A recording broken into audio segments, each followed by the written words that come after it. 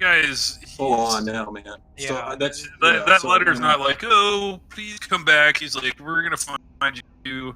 We're gonna jab it in with no lube and keep jabbing it until you're dead. So.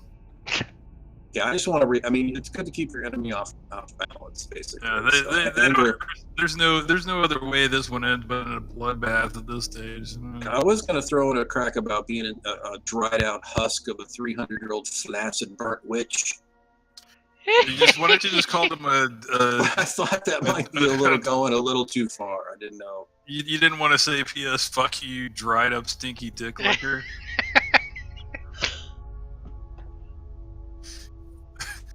Too far? I don't think so. Anyway. I thought there has to be a modicum of, some ability. I mean, Lee, it would occur to you, also, if you were to send this letter and you were to receive it, of course you'd think it would probably really piss him off, but it makes you wonder what other kind of horrors he might try to send after you. It's sure, well. Yeah, and you lose. Yeah, absolutely. I'd say you probably lose a little sleep over that. Yeah, I do know. As far as that's why you're still recovering from the vengeance bear. Yeah. Which was fucking horrifying, dude. I'm sure your life flashed before your eyes, and you're covered in your own blood and. Absolutely. Yeah, I was just wondering if there was a way I could send it totally anonymously.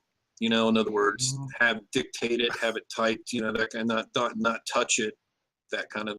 Wait a minute. What? I thought we were going to hire a band. Oh, well, that's the other idea. Well, that's the other idea is to hire someone. Present it to him. Hire some at the morning session. Have a band come in and start singing some nice friendly songs, and then start maybe singing some not so friendly songs. What, like serenade him with hate? Well, yeah. No, just like it would just be an awesome distraction and totally unthought of. Like, who does that shit? Right, so you can pay a street urchin to lay it at his doorstep. If only it were Christmas time, so we could hire some carolers. Like, think about, well, not carolers, but think of like a barber quartet going and singing something like 5 guys singing this in like a cappella. I just don't see to what end. No, because then they're gonna, after they sing it to him in a cappella, they hand him the letter that's soaked in DMSO and and anthrax. Yes, of course. Yes.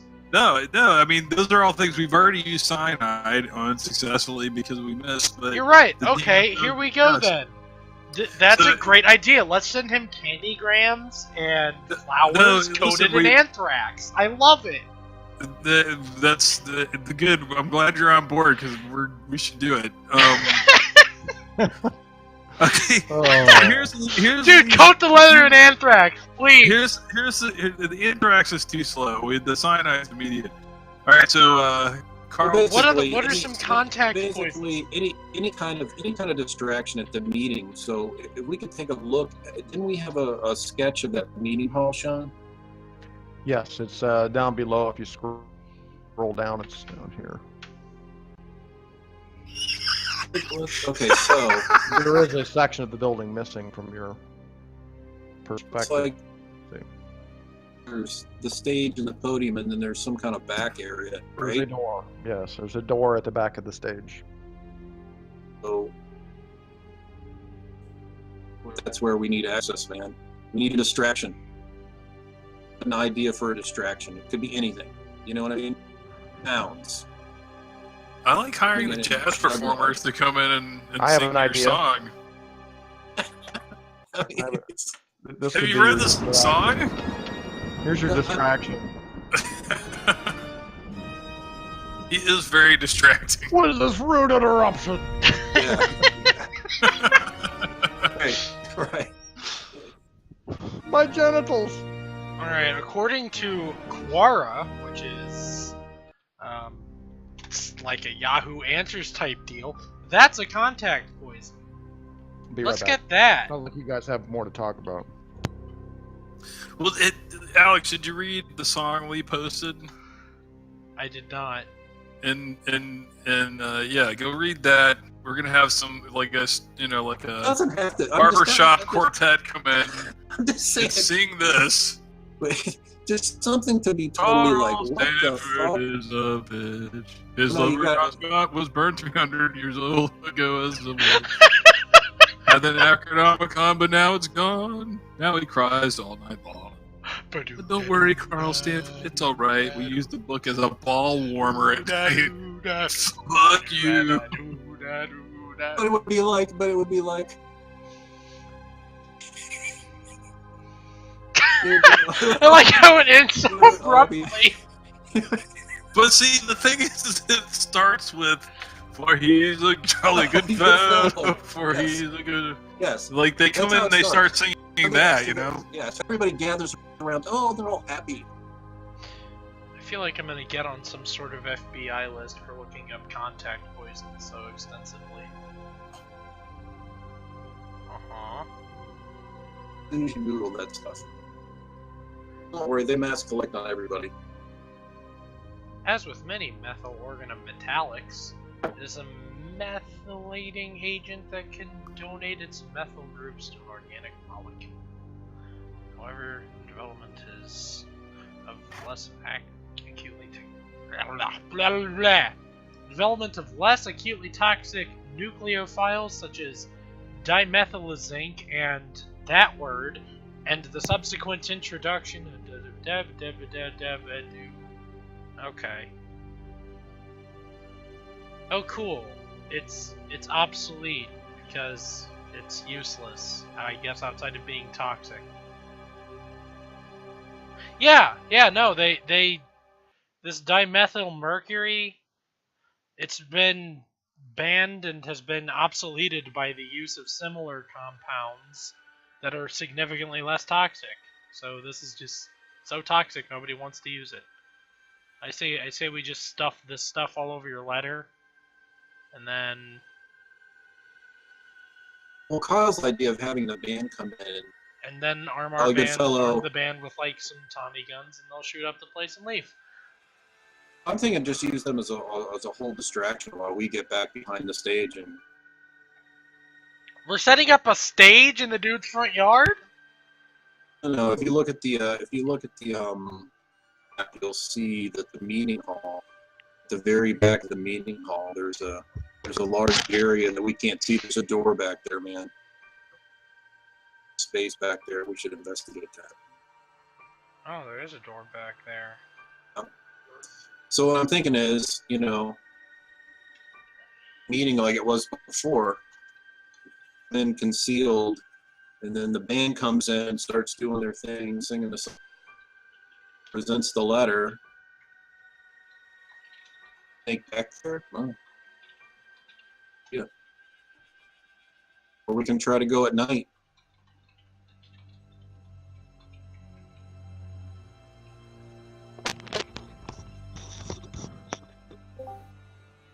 Tom!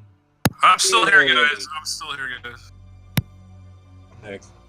I think I just joined. Okay. You did it! So we can't hear each other on the computer. We can hear each other via the phone or Discord. Sounds good to me, yes. That's the way Actually- we roll tonight, I guess. So, Tom, I'd like you to weigh in on the madness that they are presenting to us. They want us to hire a band to distract them. They will be singing a taunting song at the meeting hall of the future goers, and then we are going to sneak around the back and then go in, and while Carl is distracted by this music, we are going to kill him in some terrible way. Alternatively, we can send him a letter and cover that letter in not anthrax because Kyle thinks that anthrax is too slow, and then instead cover it in some other terrible contact poison to kill him that way. Well, Just for clarification, the band is just an idea for a distraction at the meeting hall. In other words, if you look at the map of the meeting hall, you can see back beyond the stage there's a door. And there's an area back there. So the question is, do we want to try to go there at night? Or in a meeting? If we try to do it at a meeting, go ahead. hasn't he seen that Hasn't he seen that MO played out before with the guns and the blazing and the distraction? I mean, didn't we do that last time? He hasn't seen No, us. I mean, well, he hasn't seen. Well, yeah, but this isn't. It wouldn't be a gun blazing thing. It would be a band. But, I get the subtle difference, but really, I mean, is it really that much difference? Well, that's what I'm saying. I mean, if you don't want to do something in the daylight, it'd just be to try to go in there at night, right? Yeah. They don't really invite people in. Like, well, we can't get invited anyway. He knows who all we are. First of all, I know I'm late, but let me back up for a second. There is no door at the front of the building, by the way. Yeah, who needs an invitation when there is no door? Go ahead. He sent that letter to us, so he knows where we're at, and he knows who we all are. Well, no, he doesn't know where we're at. He gave it. The letter was picked up by our Pinkerton mail service that was just dropped off to Jacob. So the Pinkertons delivered that to Lee. So I guess it's possible. After I read it, though, I burn it. They certainly know you're in New York. I burn the letter though after we read it, Sean. Burnt. Scratched. Are you sure there wasn't any? I hope there's no contact poison on that letter. Yeah, maybe he's 2 steps ahead of us here. Maybe he just skipped the band entirely. Yeah, watch out if there's a big bouncy house outside. We wish you a Merry 4th of July. We wish you a Merry 4th of July. We wish you a Merry 4th of July, and then they pull out their guns. The weather has made a turn for the worse, and it's been raining for a couple of days now. Summer storms are coming in. I mean, as far as going back to this area is the only logical step I can think, unless you guys can think of another.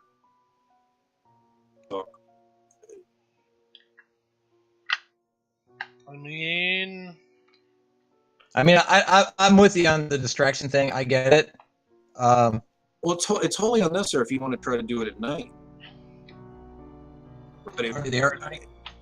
We don't like know where he goes during the day, right? Or is he in that little apartment building behind the place? No. Right.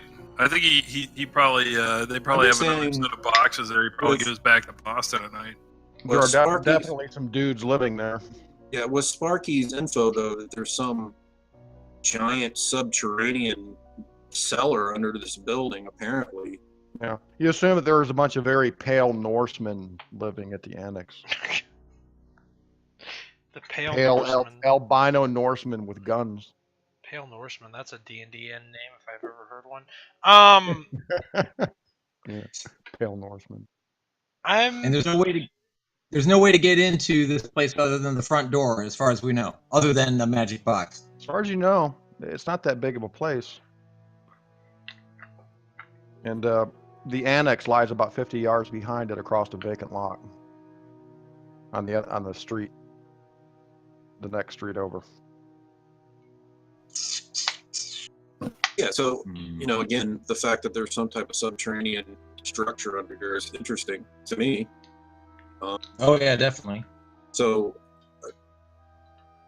band, we're just incidentals. I mean, if we want to send a letter, but I understand the danger in that. I mean, I don't know. As far as doing a distraction, that depends if you want to do it during the day or if you want to do it at night.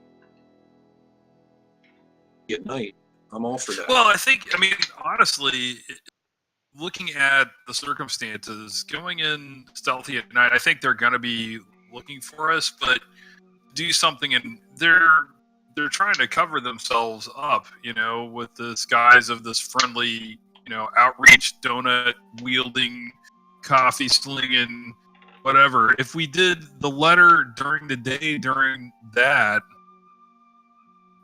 created some chaos there, it might be easier to get underneath as opposed to at night, where they can just have their villains outright out there, It'll definitely be easier. You're forgetting that he has not seen me or Sparky. He hasn't. He came to me in my dream, though, dude. Oh well, that sucks. Yeah, they saw like some fez wearing nutbag was up at the library and spotted me.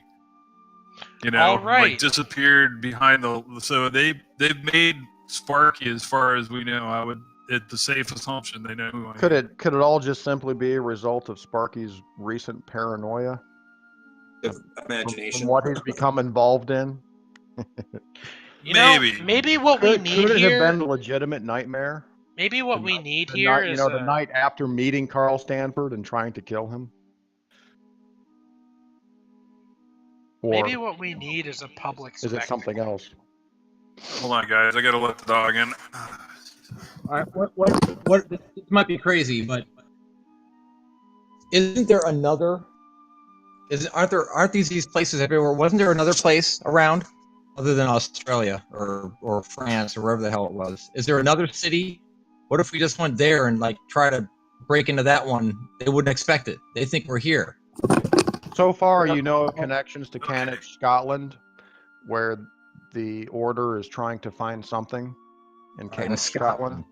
All right, They're looking for something. Also, there was mention of a London chapter. Scotland and London. Maybe. Again, here's my fear about leaving them, man. These guys are not gonna stop. Well, no matter where we go, these guys are gonna follow. They're gonna be on our ass. Yes and no. I think that no matter what we do, there's going to be cult activity all around the world. So maybe what we should do is just start hopping from city to city, maybe even country to country, just trying to take out who we can. I mean, if we fail at one place, just move on, because we both have to keep moving. I'm not sure. And if they don't know where we are, and if we're super Why don't far we go away, back to Boston? Why don't we go back to Boston and sneak upstairs and kill for their library and then kill some people there? Because I think they're still expecting us there. I think that dust is still yet to settle. Yeah, but I'd be more for that than leaving the country. And I'll tell you what, just consider this. Do you think the wizards in Scotland are any than these guys? Any what? You know what I'm saying? I mean, okay, so we're gonna go there and get entangled, and we got these. I mean, I don't have any problem. I think another location until we at least get some type of limited closure. These guys would be a mistake. You know? Yeah, we do have to deal. I think the we do wizards have in to Australia deal. are going to be nicer than these guys. I mean, we're just going to get to another group of incredibly powerful, incredibly wicked. You know, Jacob's had about enough of this bullshit. Well, like I said, maybe what this will take is a public spectacle. Maybe what this will take is going in there full force, just ousting Carl, and then getting out. I like that idea of a brazen, broad daylight raid in the middle of blazing.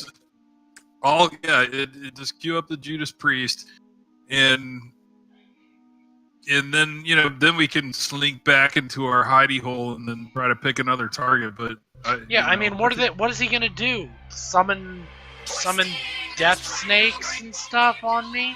Like, there we go. He's gonna. God, I can't even think now. No, exactly. But I think we all follow your. He's not gonna start bringing fireballs from his eyes. Like, I have one thing to say about the frontal assault, man. I think it's a great idea. But at the same time, we have to do it in Boston. Whether you want to do it in Boston or here is. No, see, the thing is like, we know this guy shows up here at a certain time. He's there every fucking day. And up in Boston, we don't have that guarantee. So if we want to catch him out in the open with the letter...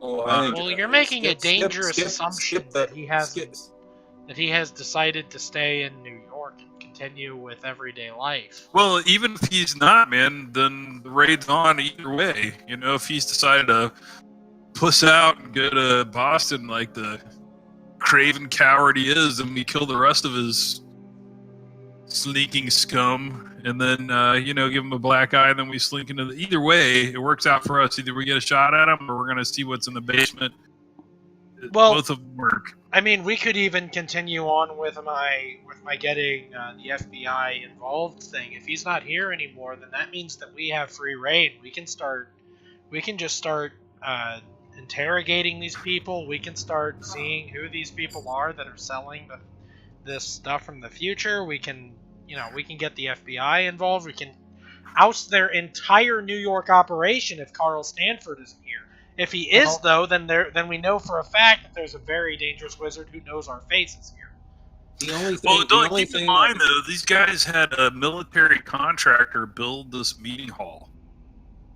Yeah, the other thing is that we still have to worry about that warrant and stuff and the police investigation that's going on. Yep. And so I'd say the only time that we could really bring the Fed into it is if at that point, we throw down the gauntlet, right? Well, via the well. I can say too, like Dr. Van Helsing, being the medical examiner, is pretty high up in the chain as far as having law enforcement contacts and influence and things like that. Mostly in Boston, but Van Helsing does have some legitimate pull in the law enforcement community, let's say. I mean, you do have to also remember the FBI right now is on the rise. Like, I mean, J. Edgar Hoover doesn't care about local authorities because local authorities have been preventing the FBI from doing its job. Prohibition agents have been in the pockets of something you may not have considered, Alex, is Hal Dolleran also has quite a bit of pull in government and law enforcement, but he's corrupt. So, I mean, do you really want to bring the FBI in on this? You know, you would double think yourself there.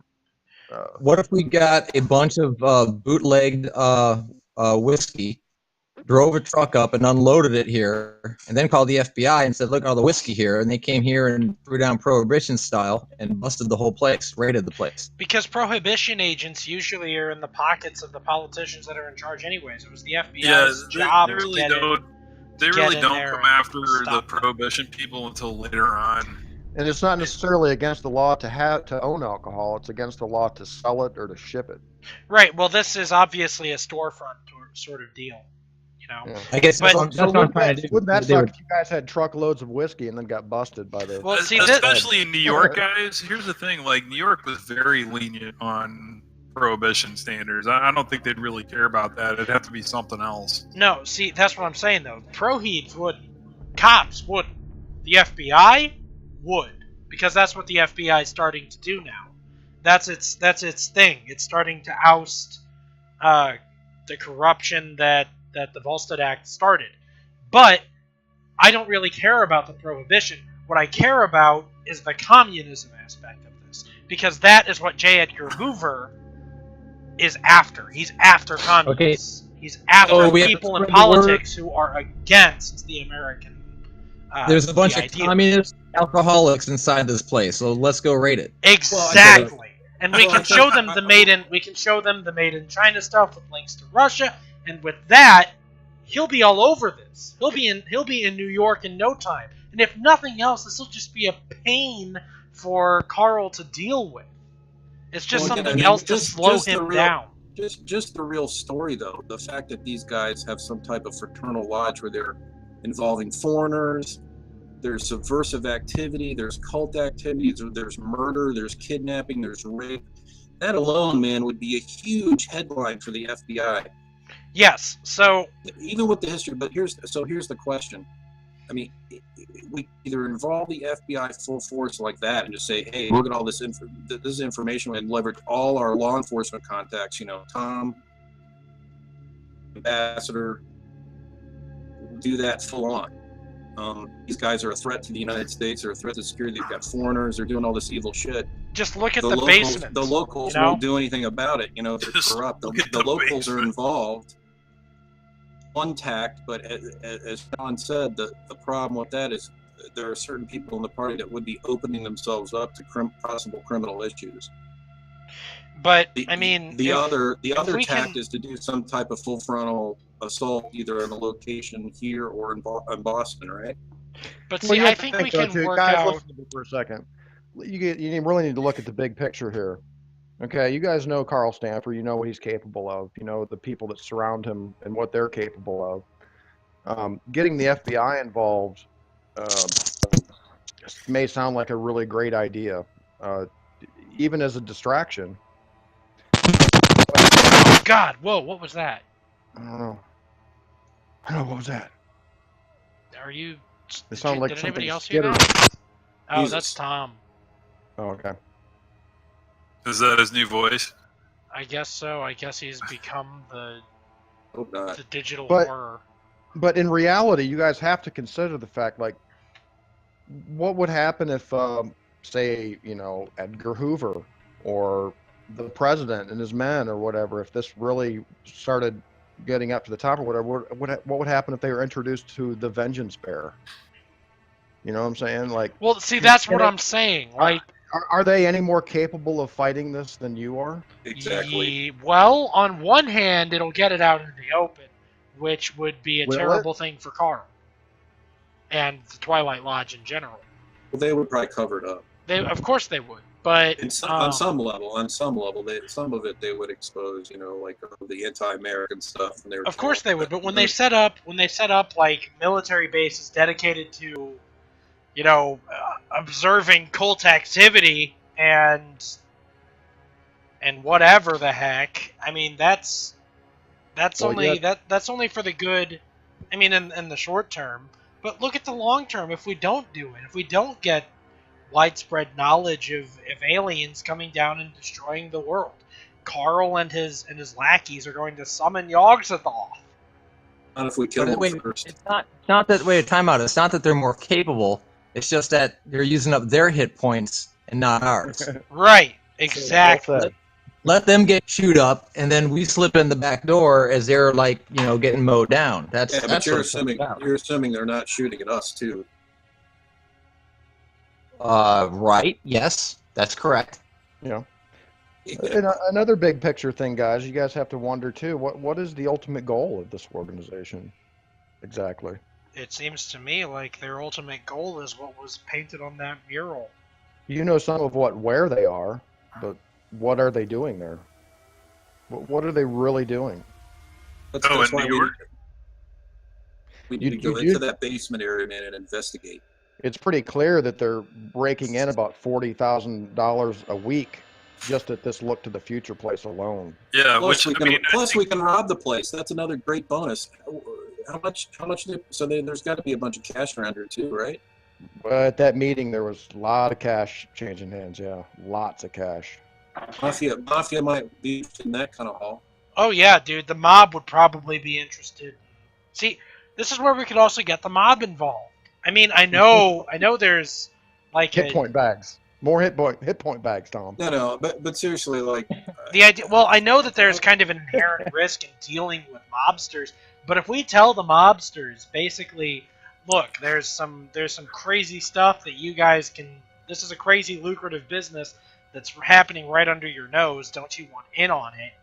And point them towards this area. It's another thing for Carl to be distracted by and defensive of. If we can put him on the defensive and make it so that all of these businesses and all of this cult activity is forced to be, less like if we can force them to stop being so open, and we can force them to start having to play defensively rather than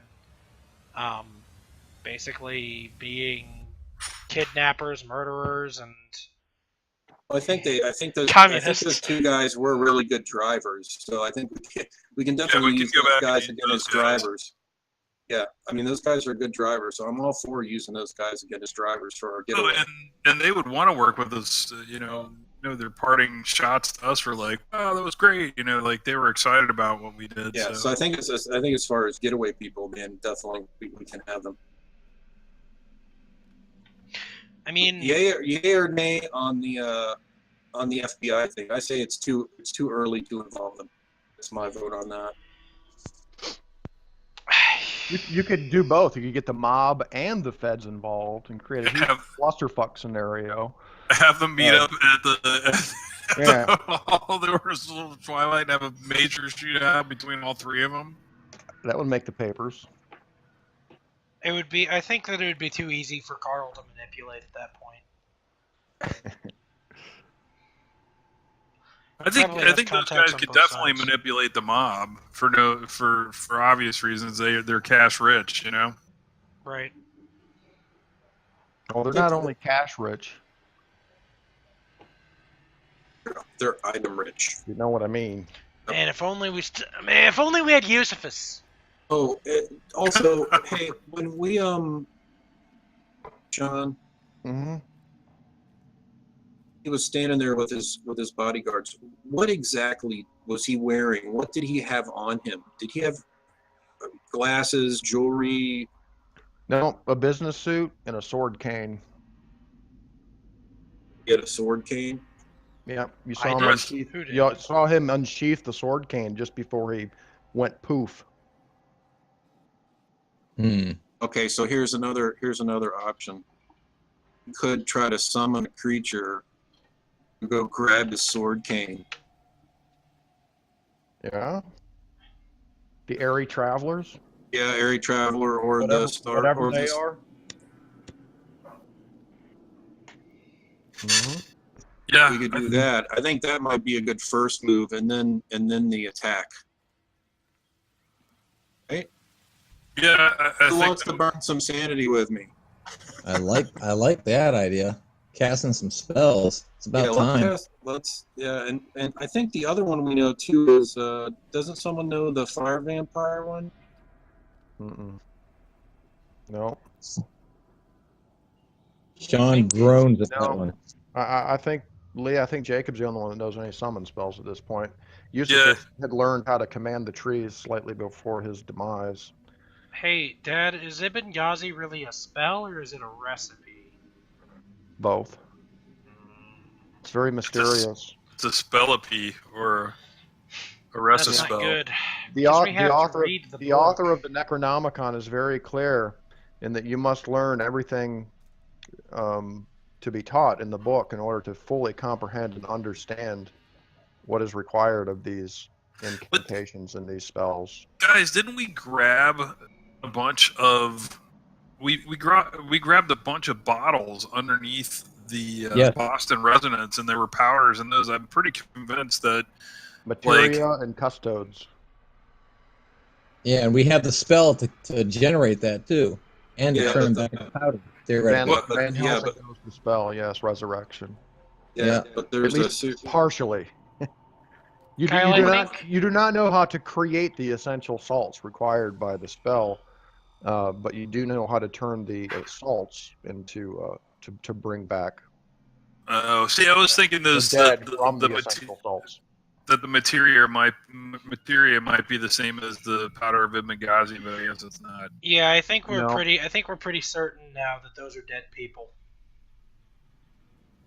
Yeah. Didn't we think though if I read that spell I could turn somebody who's in human form back into the salt? Yeah, no, we that's learned not- that you can actually, if you read the spell in reverse, it will turn somebody who was resurrected back into the essential salts. So we can use that on John.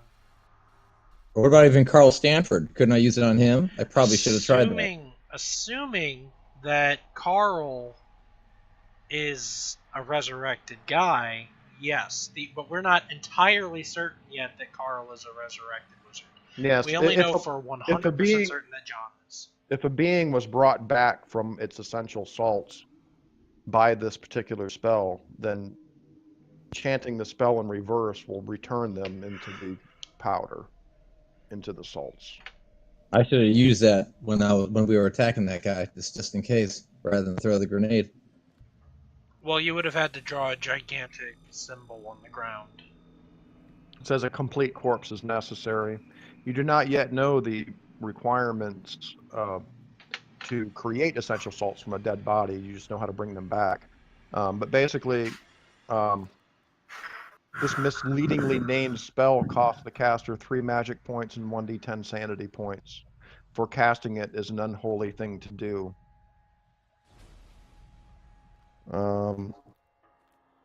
Oh, shoot. You have to match magic points against the resurrected's resistance table. Reciting the spell backward returns the resurrected entity to dust. It can be retained or thrown away. In this process, the caster matches magic points against the resurrecteds on the resistance table. Ooh. If the caster wins, the victim returns to dust. If the victim wins, it may try to prevent the caster from reciting the spell again. The cool thing about it is it only takes 2 rounds to recite. So, it's a quickie. It's a quickie. Good to remember, Tom, the next time we encounter. Yeah, I remember Yeah, that. because we could turn him to dust. And note, a vital clue, perhaps, says at the end, in the case of Charles Dexter Ward, many of those resurrected were interrogated and tortured to reveal secrets of the past.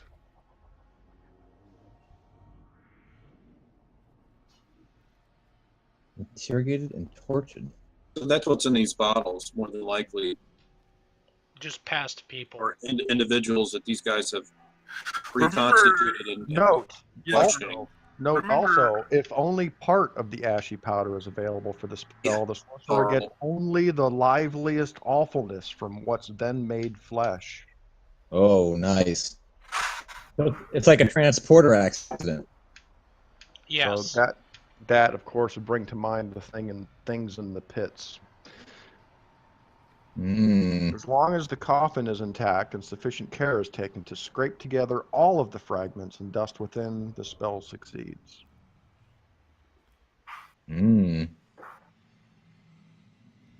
Resurrection is not fun. That must have been a ridiculously difficult thing to do to get John Scott, who had been burned at the stake, back. That just must have been a ridiculously difficult thing to do. They may not have burned him completely. He may have just been a crispy critter, you know. Right. Well, see, that's what would have made it difficult, because pieces of him would have just kind of burned and blown away.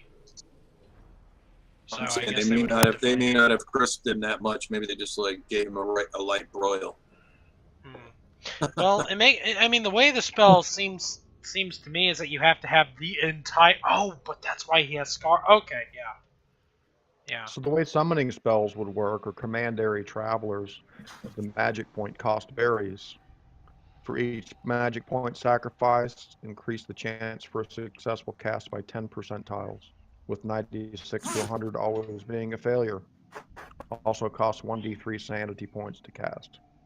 Maybe what we should do is we should spend some time building the whistle. Wait for the dust to settle here in New York. Track Carl's movements as well as we can, and then resume after we can summon airy travelers. Take him out. Maybe we can actually kill him this time. We have the whistle. It's made. I just haven't enchanted it. So it's made. So we can do that. I'd say we have it go try to steal the sword cane and bring it back to us, and if it can, evacuate itself on him before it leaves. I like it. Why the sword cane exactly? Because dude, when he was there. How do you think he disappeared? Before he disappeared, did he open the sword cane a little bit or something, Sean?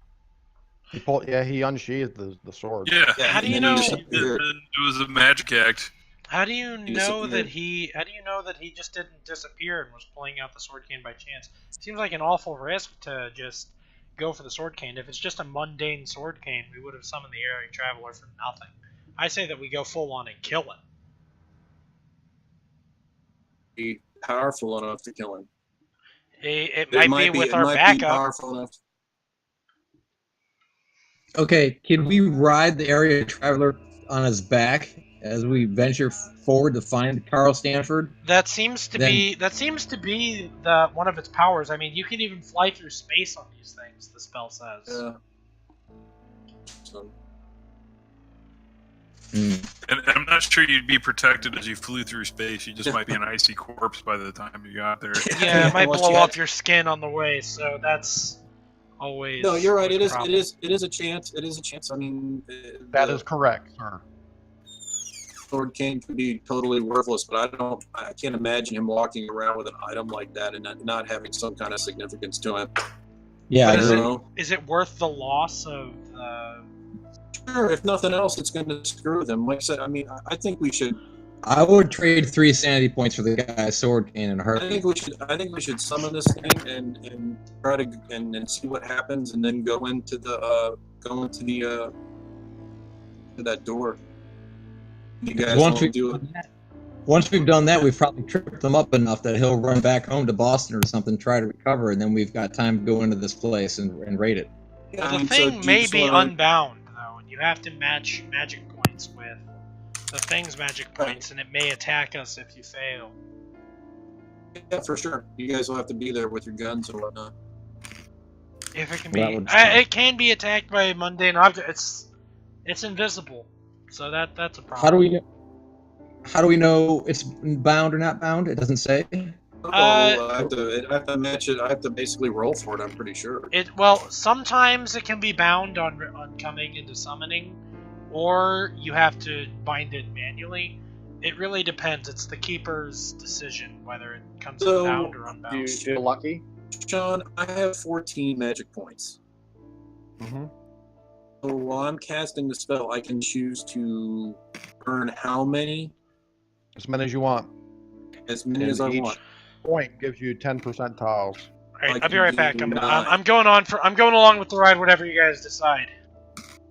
So then you're taking a risk. If you successfully summon the area, you may have to expend more magic points in order to bind it. Right. So- How many magic points do you have to remain conscious? 1, 2? If you go to 0, you're unconscious. Okay. I gotta get burned. 7 And- trying to summon it, and 6 Can trying I to bind add? it, right? Can I add magic points to that? No. If you knew the spell as well, you could. Other investigators who know the same spell when it comes to summoning and binding spells, including all of them, I think, can add magic points. Well, how long will it take me to teach these guys this spell? A couple weeks or so. I think it'd be like 2d6. We don't have that kind of time. I'd have to look it up, but it's not that long. Let's see. We could I- and hunker down For a couple weeks. teach everybody the spell, Yeah. and we could And cast it. And the cool thing about that is, if we do that, then we could summon more than one. Intelligence ×3 check, and it takes 1 week. Why don't we do that? Yeah. Why don't we bug out, change locations, hunker down, So- don't go anywhere, learn the spell, and then we'll summon a couple of these things on this app. And then depending on what happens, then we can decide where we want to attack. How's that sound? I like it. I'm in. All right, so it's Sunday, July 6th. We're looking at about a week, huh? Okay, so we immediately get one of Sparky's ladies to rent us another house somewhere, Okay. and we bug out. Make sure we're not followed. Take the circuitous routes. You know, Mhm. Lay low. yeah, relocate and lay low and sit and learn the spell I teach them. All right. And do we have to put at least one PowerPoint into the whistle, or is that optional?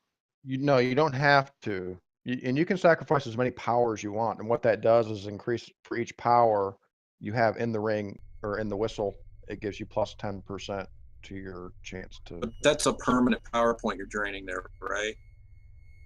Yes, Yeah. So, but you don't have to do that. You can just use your No. power on the fly. that's right. Okay. You just Cool. have to have the whistle. Cool. All right, so you guys find a nice bungalow. I'm opting for that here in because I can Brooklyn. burn 7 on the summon, and then I can 6 on the Okay. bind, which is okay. I mean, I'd like to have some more points, but if other people learn it, Sean, my Alright, magic so- points. Go ahead. My magic points. It says 13 in the stable magic points box, but I'm only at 10. Did I cast Yeah. something? Do something? Yeah, you got those back. That was from going through the box. Okay, got it. All right. Yeah, you regain all of your magic points after 24 hours. It's like All right, cool. 6 per every 6 hours. All right, something so like I'm at 13 then, guys. Okay, cool. All right, so before we roll to see who is going to attempt to learn this spell from Jacob, is there any other activity going on this week besides laying low? Yeah, I get those. I make sure I get those shirts taken care of with the handcuff keys and the razor blades sewn into the cuffs and hand them out to everybody. Okay, consider it done. You guys get your special crown and shield shirts. More cocaine and reload weaponry, more grenades if I can, and Wait, more shotgun. cocaine? Oh yeah, What? more cocaine. Well, you Just still for- have like half a bottle. Yeah, that's half. It's half empty. Yeah. Calm down, man. Here, just we'll do a couple bumps. Everything will be fine. Tom, relax. So Relax, by Dr. this Dynamite. by this time, Tom, Dr. Van Helsing's office has just given up trying to find him. You would imagine. I call and say I need to take a leave of absence. My daughter is very sick, and I need to be by her side. And please forgive me, and I'm taking a temporary leave of absence. I'll be back as soon as I can, but my family emergency comes first, and I have to be with my daughter. Okay. All right, good. I'm glad you made it official. Okay. So they don't put like missing persons out on you or something. Got it. Van Helsing walking down the street and sees like a missing person sign with his picture on it.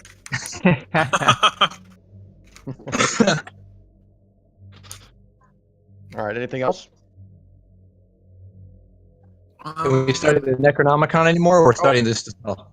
No, we're doing the just spell. the spells, just the spells, man. That's what I I thought. think Okay. if we're trying to keep low profile, then we just stay inside. Yeah.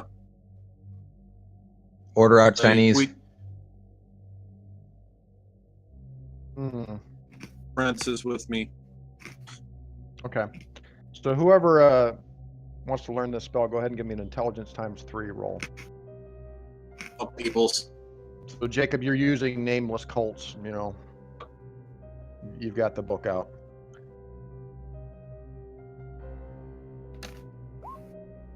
Oh, holy bejesus.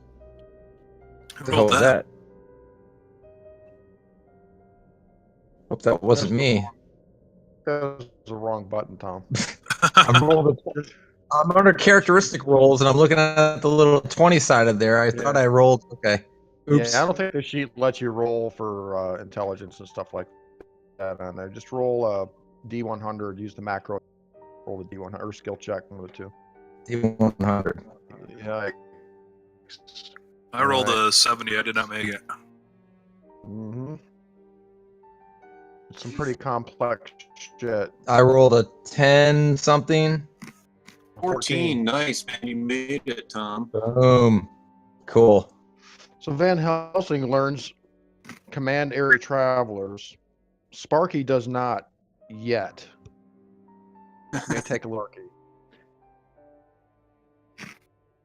The ambassador going to try. I don't know, Alex. Is the ambassador going to try? He said he'd go along with whatever we said, so I say Alright, yes. my apologies, I'm back. Okay, see? Give me an intelligence ×3 roll for the ambassador. Alright, I He's do it. trying to learn summon airy travelers. Of course. Intelligence ×3? Yes. Doo-doo-doo. Now you guys will be able to pool your magic points to summon the thing, but if you attempt to bind him, it has to be one of you. Alright, I fail. One of us should. Oh, crap. One of us should just hold all of our points for binding in one cast. One bind, exactly. Yeah. It's just me and you and Bat. All right. How much longer will it take these other guys to do it? We don't know. They'd take another week and an intelligence ×3 roll. Oh, jeez. Want to try it? You want to do thing with waiting another week. I mean, what's the Oh, difference? and it's taking away your time from the Necronomicon. I know, and I'm missing it. I'm gonna be. This is more immediate, man. Wait. This is more immediate. Wait, I can read the Necronomicon because I made my roll. You guys take a week and figure out the spell. I'm going to go back to the Necronomicon. Mm-hmm. You know, the problem is you can't read Greek. Yeah, Oh, the that's only one that right. can read Greek. Yeah, you're using the ambassador. Yeah, you guys are having like Necronomicon classes with the ambassador. Ambassador. Well, Right. I stopped being in those classes now. Remember, I moved over to the book just focusing on the elder sign. I've got that other book I can read, I guess. I'll go ahead and I mean, would it really interfere with reading the Necronomicon if I try to learn the spell too? Yeah, a little bit. Well, Okay. you already did. How many weeks have I read the Necronomicon? I guess I should keep track of this. It is since, let's see, you guys started reading the Necronomicon. You skimmed the Necronomicon at the end of June, so it's only been like within a couple weeks, not even that much. Yeah, it has been 3 weeks. You've just like gotten through the beginning part of it where he says, "I have traveled among the stars and trembled before the gods. I have at last found the formula by which I passed the gate of Azathoth and passed into the forbidden realms of the foul olden gods. I have raised demons, etc., etc." Let's wait another week. You two guys roll again. Actually, I mean, okay. I mean, we're 3 of 68. I got closer, but I needed a 45. Okay, I'll I guess Okay, I'll Spartan, you're still beautiful. Exactly. That's what I say. I'm kicking the ground. Why can't you read this thing? I fail. Hey, yeah. These weeks, they shouldn't just be dedicated to reading this. We should also have some sort of thing going on. Me and you, Tom. So It's a complex, all right, and wholly unnatural. During that, is it okay if I say what I was doing during the first week? Just kind of my. You can give me a general idea. Yeah. No vengeance bears have shown up so far, so that's good. Yeah. Not only am I finding new places to stay, just kind of week by week, I would like very much to visit the. No, who should I? I want to find records on some of these other wizards, like Lazarus Black or whatever his name is. Lestalis Black. Lestalis Black. Sparky already tried to find stuff in the public records. He could find nothing on Lestalis Black. They've been misfiled, Hale. Okay, I want to pinpoint during the first week, and I guess during the second week as well. I would like to pinpoint if there is a Silver Twilight Lodge in New York. Say the last part. Silver Twilight Lodge what? In New York. Best you can figure is there is no official Twilight Lodge in New York. At least nothing by the name of the Order of the Silver Twilight. There are some fraternal organizations. Most of them are Masonic. Of course, the closest thing would probably be this Look to the Future operation going on in north in Manhattan. You guys have found a nice new bungalow in Brooklyn. Not too far away from the first one. Okay. You guys lugged the safe to the new bungalow. During my second week, I would like to find. We're doing another week. I mean. We did 2 weeks for certain. I think we need to make a call here if we want to continue to. Yeah, this is our second week learning it. And during this second week, since we've made 2 rolls, I would like to find who else Carl Stanford has any other further evidence of Carl Stanford with political officials here in New York. No, nothing. Okay. Only the photograph of him and the police commissioner with Brian Slim. Apparently, they have done some charity. They have thrown some charity balls for the police department here. What was the charity? For the police. Okay. What was the name of the charity? Just out of curiosity, could it have anything to do with the women's organization in the Silver Twilight? No, it was a Look to the Future sponsored police ball. A bunch of money for the police department. And they've done it a couple times apparently in the last couple of years. Is that man currently the police chief? He's the police commissioner, yes. Okay. All right, let's summon this thing. During that second week, I got more dynamite, Sean. During that second week, I got more dynamite, but in the meantime, I'm up to 6 sticks again. But I'm ready. Let's summon this thing, Lee. Well, that might take some doing, Tom. Let's do a let's see, dynamite. Be able to find that at any good hardware store. Yeah, to get. Well, I've got 3 sticks left, so I just really need 3 more to replace the 3 that I used. Hey, if you need somebody, a face man, to help you out with the ladies on this one, just let me know. So, Dad, to be clear, there are no... Carl and Look to the Future have no connections outside of New York. They're not really a big thing, right? It's just... I mean, what does Look to the Future do? Does it have hiring? Is it a public, like... Is it a corporation? Is it a charity type deal? What exactly is... Businessman's friend. It's a future item swap meet. Yes, we are the businessman's friend. Meeting and coffee every Monday morning, 50 cents. The crawlers are on us. But right, but motivate and fire yourself. But in the libraries and in the public records and stuff, this Look to the Future, it's not like a group.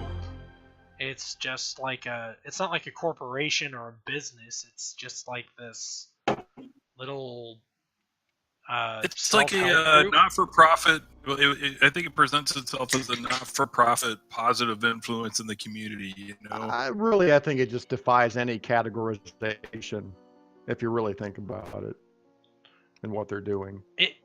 See, that's what I'm saying. Tax exempt for those taxes. Do they? Is there any evidence of their activities outside of New York?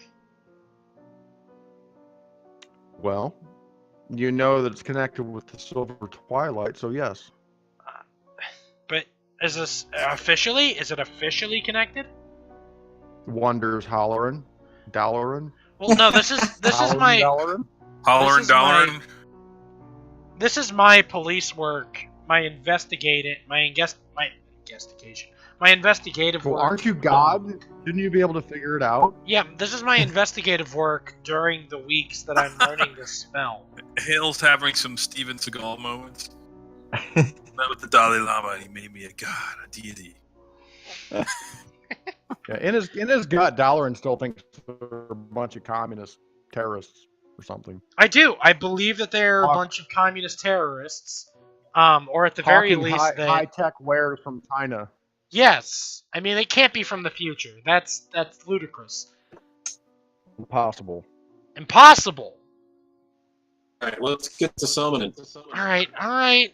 So there's okay. Well, since the second week passed, let's go ahead and do the intelligence ×3 rolls for Sparky and the ambassador. See if they can learn the spell. Cool. All right. Intelligence ×3. You can do it. So I can't even make like a library check to make sure that there's no official public records that I can use to link. I can't do it, but Alex did it. I did it. All right, we got 3 people, man. That's awesome. That is good. We may be able to summon 2 of these things. All right. Sparky seems to be confusing like the shit that he's learning in the Necronomicon with the thing that's in Nameless Cults, and he just doesn't. It just can't click with him yet. I need a Right, so tutor. Just a little more time, bud. Just a little more time. These things take time. All right, so all three of you know how to summon these airy travelers.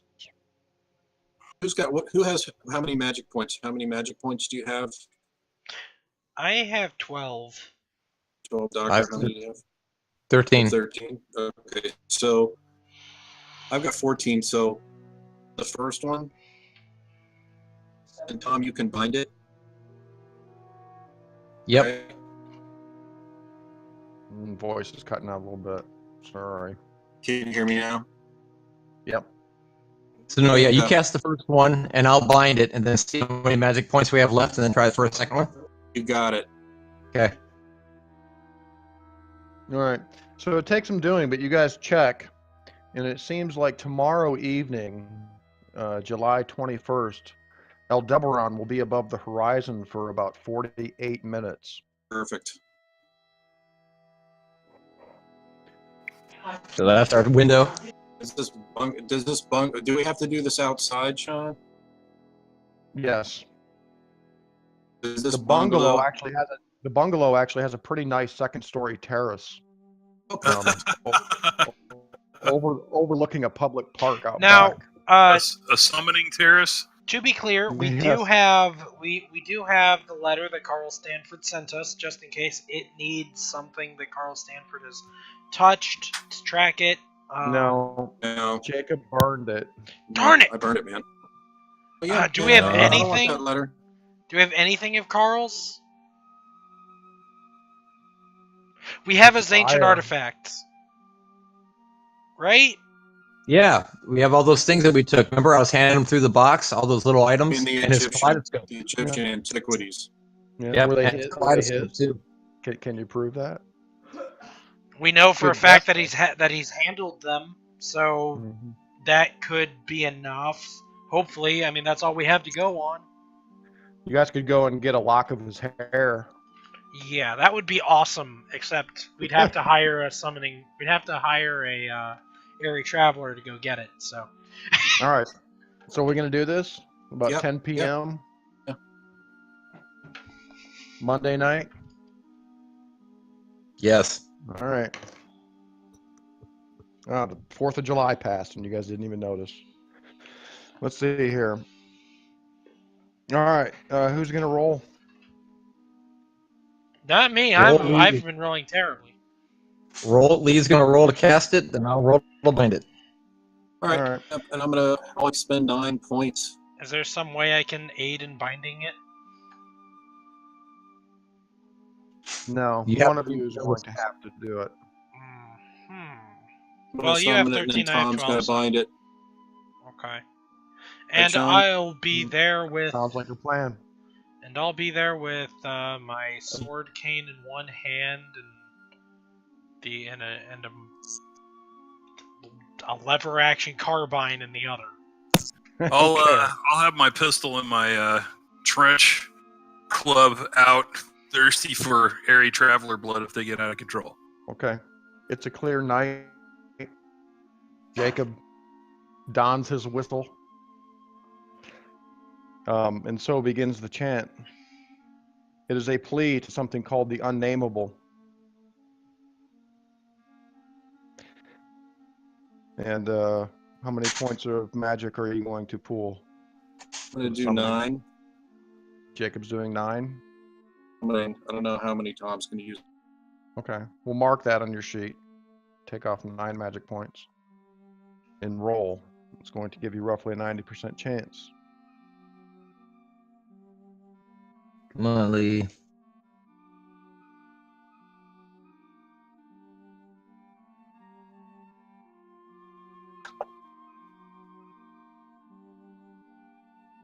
Yes. 29. Yeah, nice. Good. All right. So Amazing. after a few minutes, you guys finish the chant and wait. The spell says that you must wait. You wait for 5 minutes. You wait for 10 minutes. And then suddenly, above you, you see two black shapes fly out of the park, kind of below and beyond sort of all these trees. These two shadowy figures flap out of the trees. Two of them. And as they get closer in the starlight and the moonlight, the best way I can describe them is they're not altogether crows, nor moles, nor buzzards, nor ants, nor decomposed human beings, but something that's quite incomprehensible to you. I need everyone to make a sanity check. Yeah, I knew that was coming. Just tell me if you fail. Well, just tell me as you roll what I you get. succeed. You lose 1. Hail. Looks like Jacob failed for once. Marshall keeps a streak of failing on. I missed it too. What did I get? I can't see it. You got an 87. You missed it too. Oh boy. All right, so all of you guys except for Hale, who loses 1, are going to lose a d6. So roll a d6 if you failed.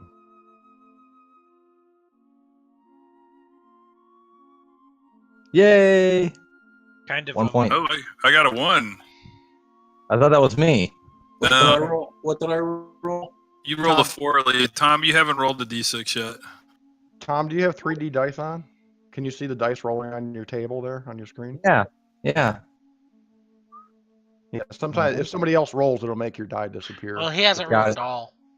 Okay. All right. My bad. Hold on. Go. Okay. If you roll a 5 or higher, bad things can happen. Oh! I rolled a 5. Just as you say that, seriously? Shocking. No. Bad mojo, man. I need to find this thing, dude. So now you can make another roll right from your sheet there. It's an idea roll, Tom. And if you make your idea roll, you're going to kind of fully comprehend what you see before you. In other words, you want to miss it, right? Oh boy. Okay, let me find idea. As they flap up to the balcony where you guys are standing, you guys are kind of take a couple of steps back, and they both land on 2 feet on the railing and are perched on the railing like crows almost. And they've got these beak-like mouths, and one of them croaks at you. It says, "We are the star steeds of the unnameable. Why have you called us?" And that's when Van Helsing potentially loses it here. So I need an idea roll. 01. Oh, my wow. God. That's bad. I really comprehend it. All right, Tommy. So now I need... Oh, shit.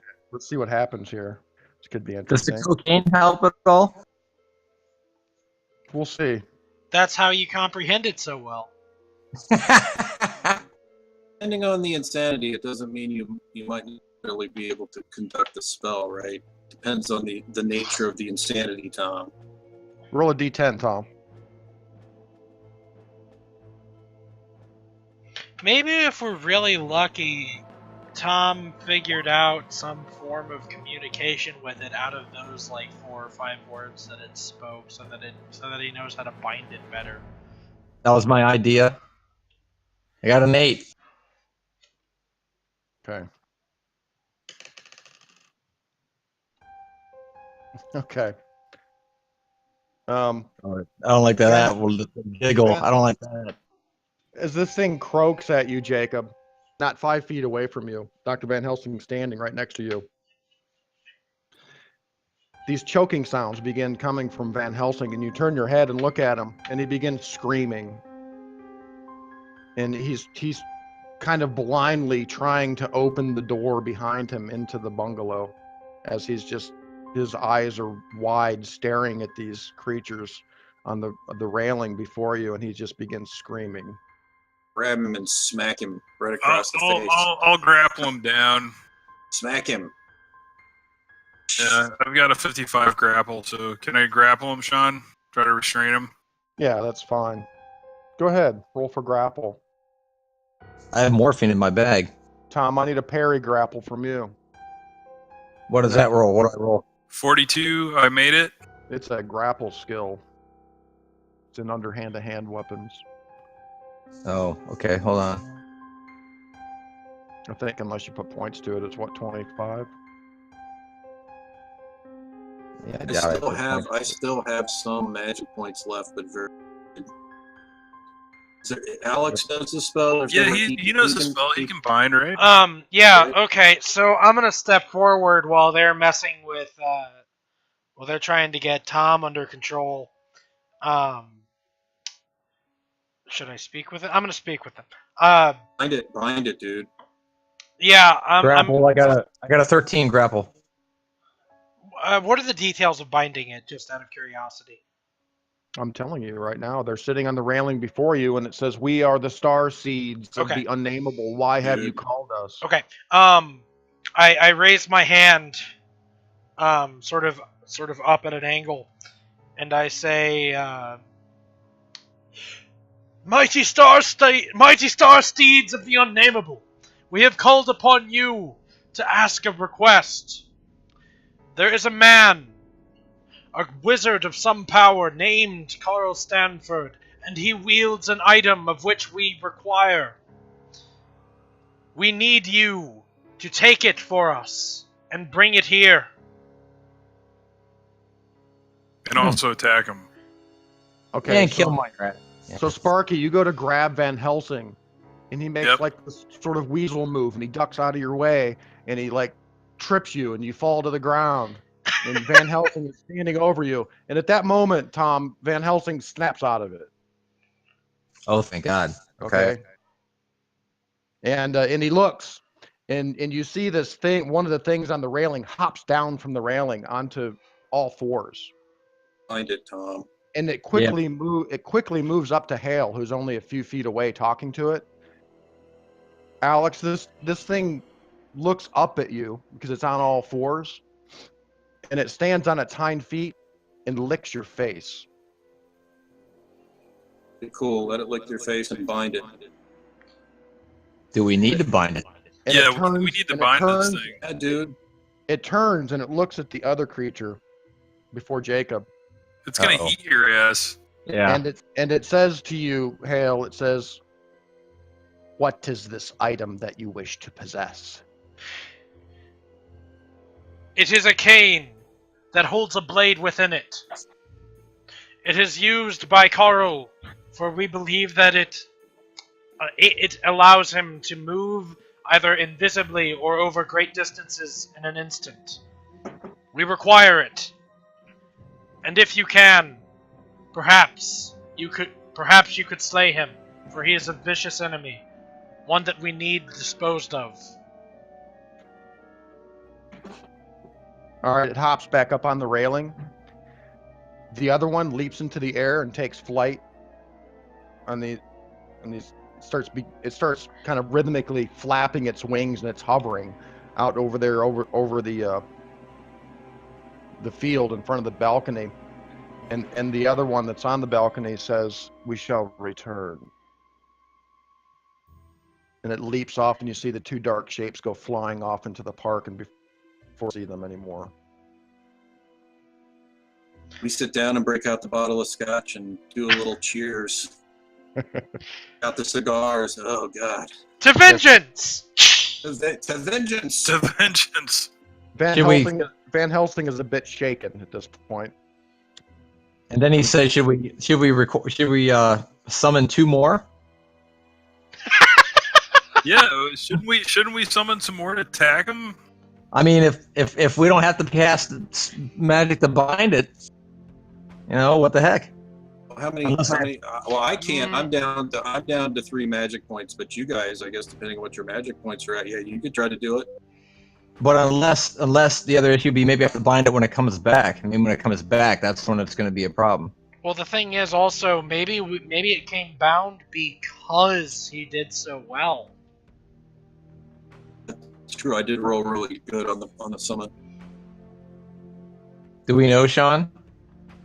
You have no fucking idea. It seems Wonders that Dr. it seems Van that they Helsing. simply it seems that simply summoning them down is enough to ask one request of them. They seem to be more or less, and I look up into the sky and I look back. They seem to be more or less like beasts of burden. And I shrug.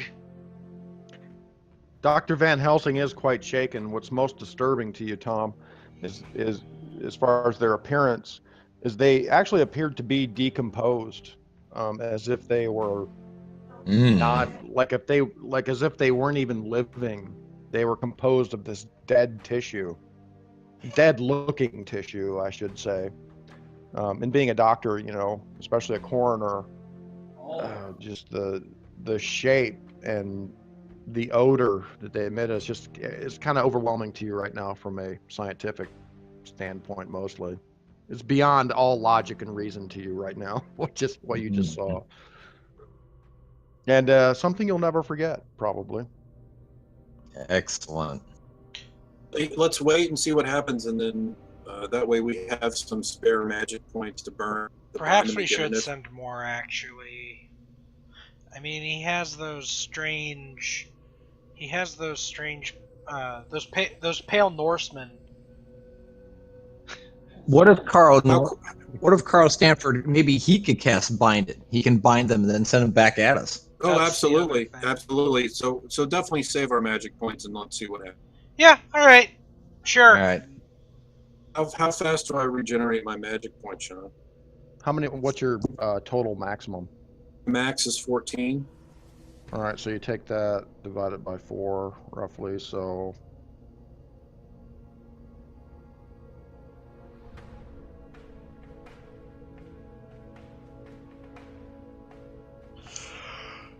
So you gain back... Where's Prince? How that works. Once every 6 hours, you'll regain back a quarter of your magic points. So you do the math. Where's So I Prince? guess how many minutes until these things come back? That's the question. No, that's what we're waiting to see, isn't it? Okay. All right. We'll let me know. Yeah, it's like, I don't know, 4 hours or something it would take you to regain some magic points. So Okay. Well, let me know. they return before then. Okay. All right. So we sit back and read the Necronomicon. Yeah. Doctor and Ambassador, just be ready to cast the bind spell again if you have to. Yeah, they may come in and be like, "Here's your cane now. Here's your guts out of your stomach." Yeah. I'm gonna keep. Where's Prince? Yeah, I've been. Yeah. How did Prince react to these things, or did he not see him? In the bungalow, he wasn't outside for this. Yeah, I wasn't thinking about Prince, but yeah, that's probably not something you'd want to introduce to a journalist. No. He's in the bungalow, man. He's not out here with us. Okay. So you guys are out there drinking your scotch, And the space crows return. and after about 45 minutes, you hear this shriek out in the woods in the park. It's this inhuman cry, and it alerts you all of you kind of stand up, and you're all kind of peering out there. And everybody give me a listen roll. I shoulder my rifle. About how far out did it seem? Out there in the park, within 100 yards or so. I made it, but I already have a check there, so that's... Wasn't that a 93? Sparky, that's me. Sparky still didn't make it. I only made the only thing I made tonight so far is the grapple that fucking Van Helsing squeaked out of anyways. Kill it. Yeah.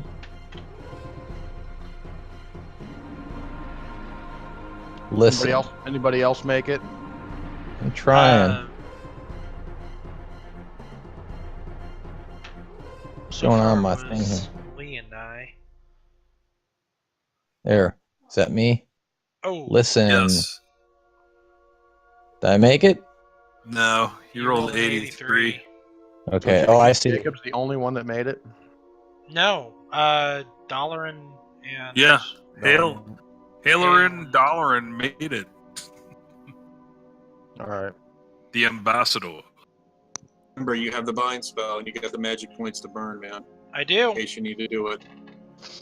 To your right, Jacob, you hear the rhythmic flapping sound, and you look just in time to see the two coming. They're flying low to the ground, and they're coming right at you, very quickly. And before you know it, they're in your face, and they seem to be very hostile. Find those bitches, guys. Binding. Yeah, binding. One sec. Shit. See, they just turned them on us. We were ready. You guys knew you were ready. You guys knew you had to bind these things. You're ready.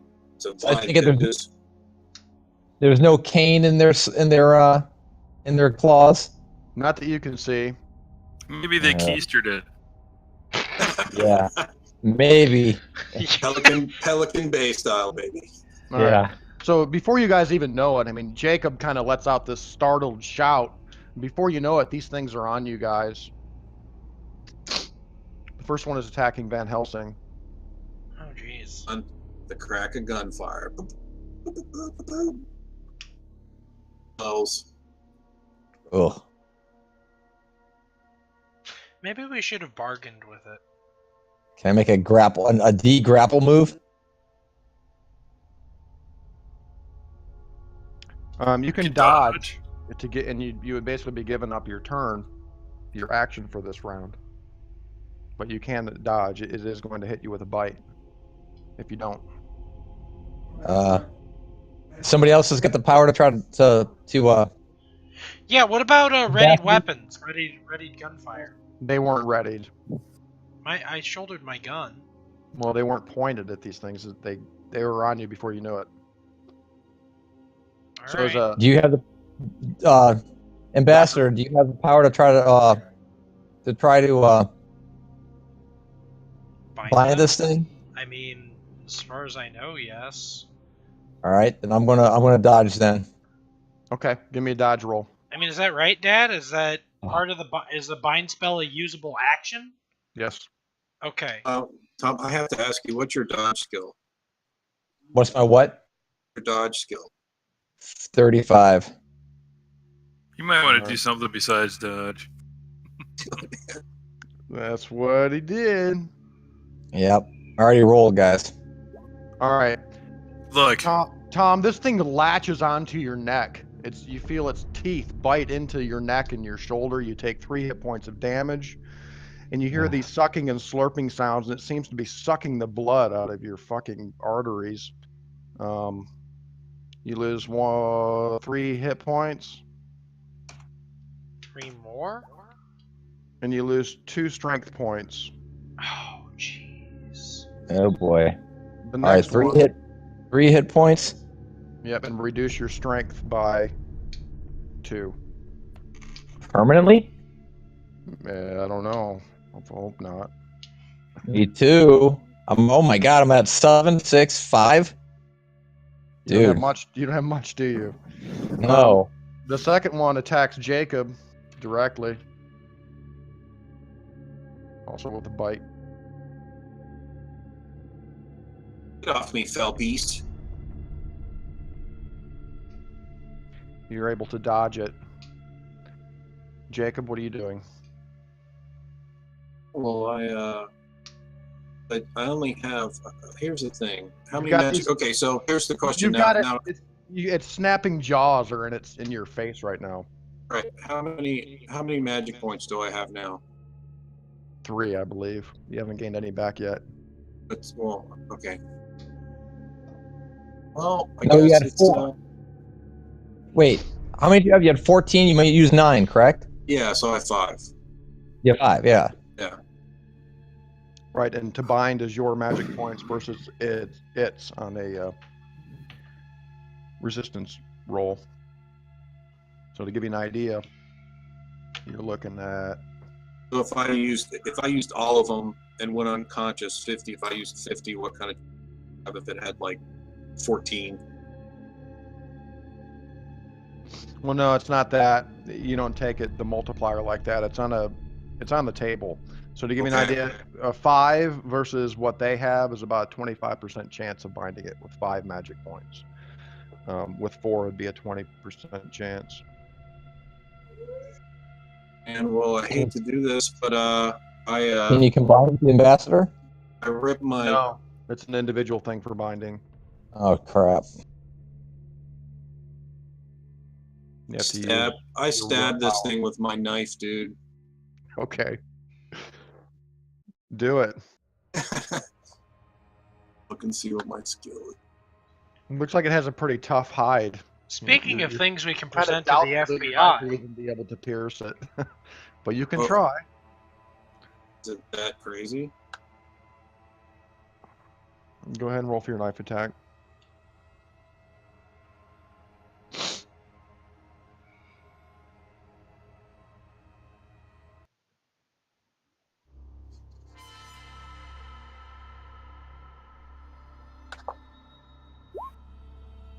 Nice. Nice. Ate it. Dude. What is your percentage for knife? My percentage for knife is 58. All right. It's an impale. An impale would be under like a 10, so you impaled it. It's double damage. Nice. Mark Double that your skill. Yeah, double your dice and check the skill. Beautifully done. Now, when you double your damage, do you double all dice? Yes. So is that 5 total? Is that correct? No, he's rolling another. He has to roll another d6. That only roll 1d6? You only roll. knife. Oh wait, did you roll 2? Oh yeah, you did. No, I'm sorry. The 3 knife's plus 2. probably 1 die. 5, yeah. And do I get any bonuses for my strength on that? Yes, you My get. size? I'm just looking right here. Jacob has a 1d4 damage bonus. Oh, so roll 2d4. Yes. The Bowie knife does d6. The trench knife. Nice. Beautiful. Nice work, That's man. 11 damage. Times 2. It's like the good old days in the trenches, man. All right, so Jacob, you're like, oh! With one hand, you like grab it by its wing, and the other hand, you just stab it right in the throat, and this black blood comes gushing out of it all over you. Oh, just like Yusuf has described. Yeah, and now we're back to Ambassador Dollar, and what's he doing? Binding the. By the way, guys, this is kind of a surprise round. That's why Sparky's not going yet, because that's why I had you guys make your listen rolls. Binding on Dr. Binding on the creature that's on Dr. Van Helsing. Okay, what are your magic points? Right now. Sucking my 12. strength out. Go ahead and roll. You have a 60% chance to bind it. Which one? Thing 1 or thing 2? The one on Dr. Van Helsing. Okay. I believe that's thing 2. Let's Got put it. him down over here. Nice. Do I expend those magic points? No. You command the airy traveler to what? Attack the other one. No, attack Carl Sanford. Do it. And just back and forth. Yeah, I guess you could. Yeah. There's no wrong answer here, man. Yeah, you're right. Yeah. Go back and get the cane like I told you to. Yes. Oh. The spell is very specific. It says that when the thing is docile, that it will take one. You must utter a command.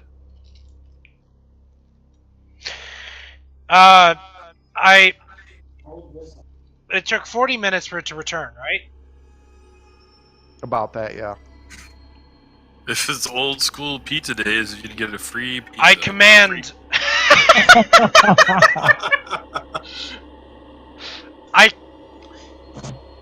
I command that you obey me for the next 6 hours, upon which you will go back to whence you came. And get the cane. Say that one more time. Obey me for the next 6 hours and return from whence you came. Go find that. What did the wizard tell you? Did he bind you? Where is the All right. cane as I commanded?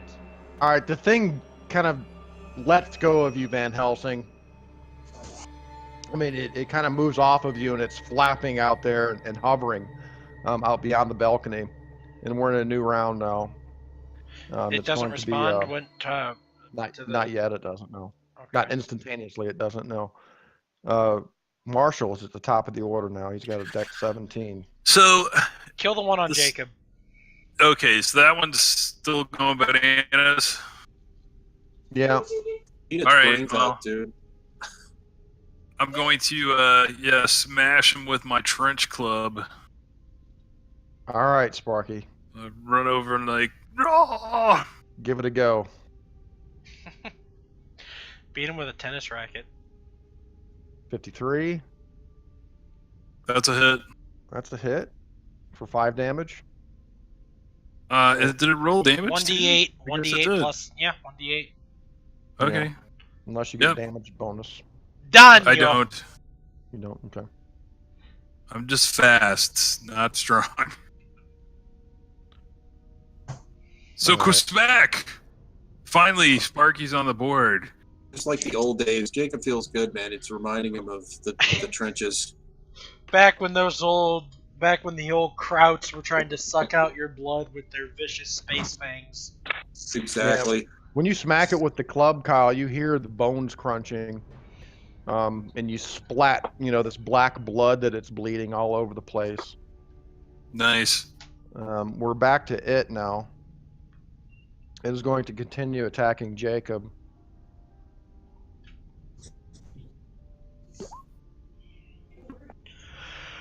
Nope. Jacob's getting lucky. Stab it again. All right, this thing too that's flapping out there, Ambassador. You hear it say in this guttural voice. It says, "Stanford is our new master," and it like cackles at you, but it's not moving. It's kind of just flapping out here beyond the balcony. And we're back to Jacob. Stab away.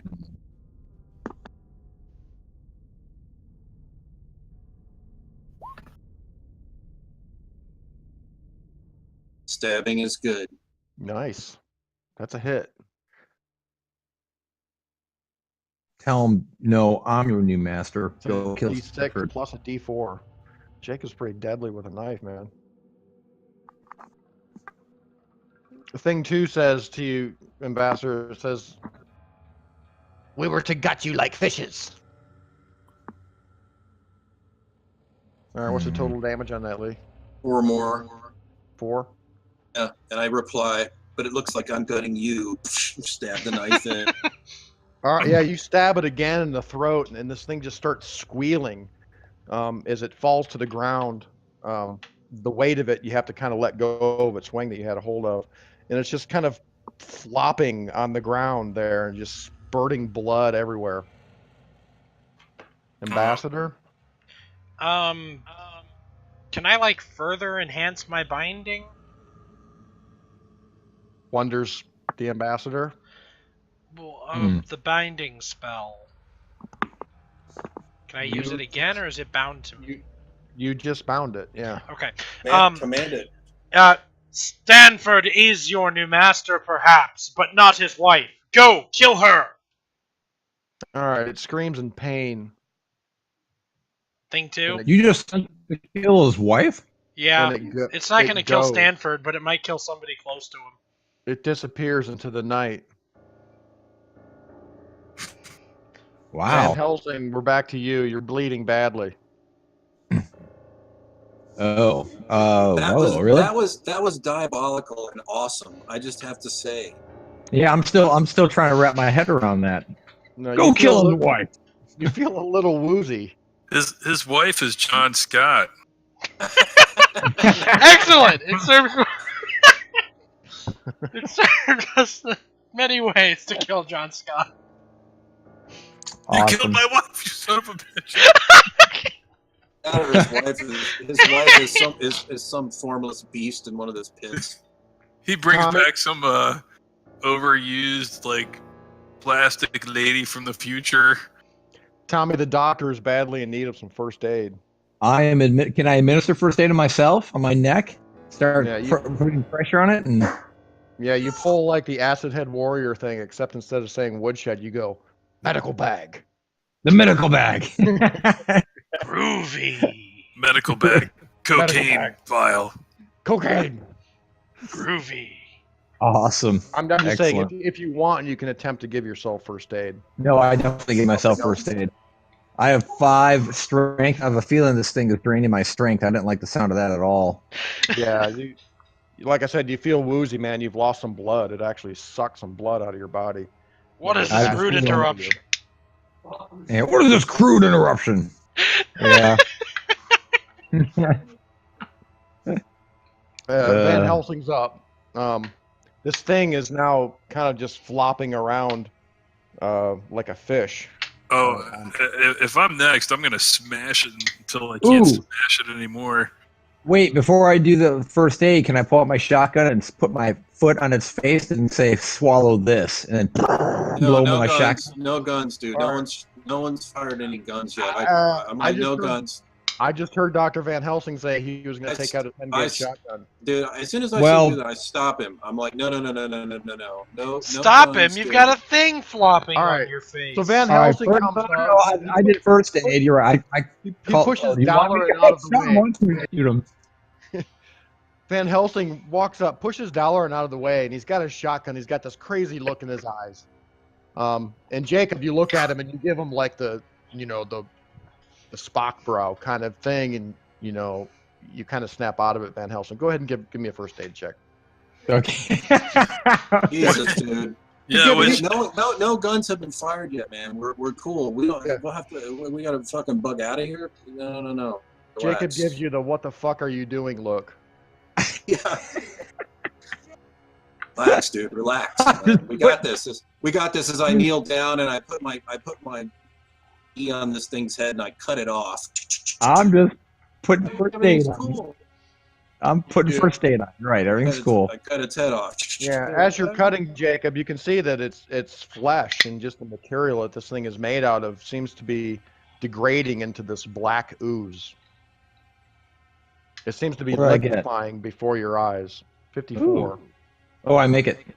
Cool. Check that skill, first aid, and you gain back 1d3. Okay. There's a 1d3 button at the bottom left of your screen, or there should be. Copy that.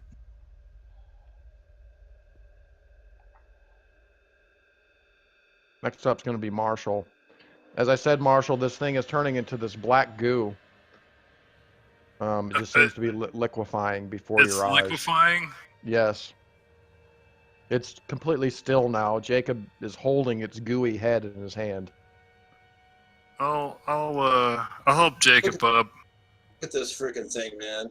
It's got like these freaky antennas. They're like bug antennas. Look at this thing. We're gonna have to get a hose and spray this thing off the deck. All right. Won't get our deposit back. We don't. All right. So you gave yourself 3 hit points back, Tom? Yeah. How about strength? What happened on my strength? No. You feel very weak and woozy. Lay down. Relax. Oh boy. Recover. We'll go back into the bungalow. Well, that was certainly an eventful evening, gentlemen. Yeah, I think as soon as the doctor recovers, we should probably move locations again. Absolutely, we should. We should move now. I'm back at full hit points. Just my strength is the issue. If that doesn't come back, that's gonna be rough. Yeah, that is true. We'll get you a wheelchair, dude. Don't worry. Great. Seriously. Who's the detective in the wheelchair? Ironside? Is that right? I mean, are you talking about Wheels and the Leg Man from American Dad? Exactly. Yeah, exactly. I was gonna say it rings a bell. Jacob Batman or something? No, Dr. Van Helsing, you're feeling very woozy, and if it weren't for the cocaine, you'd probably be out flat somewhere. You can hardly walk by yourself now. You feel like you need to lay down. All right. Oh, you're gonna turn into one of these things. We might have to kill you. Oh, dude, that's a good point. I got the bite. I got Wait, the Kevorkian, man. Yeah, we gotta watch him. Watch me, you're right. Zombies are purely fictional. I sanitized the wound with gin. With gin. Rub the room gets a gin rub all over it, or just a gin splashing. A bit of a rub. Now, Marshall will give Jacob the Spock brow. Like, what the fuck are you doing, man? Alright, Yikes. so let me write so this down. Entities encountered. Airy. So about travelers. an hour passes. The airy Uh-oh. traveler has not returned as of yet. Dr. Excellent. Van Helsing, you're feeling a little bit better now. You're not losing any blood anymore anyway, but you're in a lot of pain. What if it actually does go and kill his wife? I mean, That was diabolical and very well. You'll have to write him a letter and tell him about it. I'm a little surprised. written in Dear magazine Carl Sanford, letters. fuck you. I sent my dog. Oh, yes. After about an hour and a half, speaking of the dog, Jacob, you notice Prince start getting a little antsy. I mean, he starts whimpering and whining. And We start looking around, pull out our weapons. He's pointing at the back window. I have all my magic points back, Sean. You would have 3 more back by now. More? Okay. Alright, this time I go get my, the big guns. Who's got the highest magic points? Just bind this thing again if we have to. Let's Yeah, see I what have- it did. I can't do it because I never learned the spell, so it can't be. I still After- have 12, so... After I a have few 13, moments, but I haven't cast it yet. after a few moments, you can see in the darkness outside these glowing red eyes out on the balcony. Go bind that thing, man. Alright, Is it the same thing? Yeah, all you see are eyes out there through the Did window. it have red eyes before? You It's the can't same remember. thing.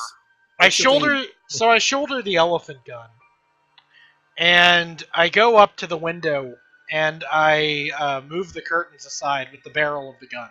All right, the window crashes in. Give me a dodge roll for Dalaran. Dodge. Let's use hand-to-hand weapons, please, if we can, everyone. No problem. That's Oh my god, I've been rolling great. All right. that's great, man. Your reaction's the best. Oh my god, I've been rolling great. So yeah, this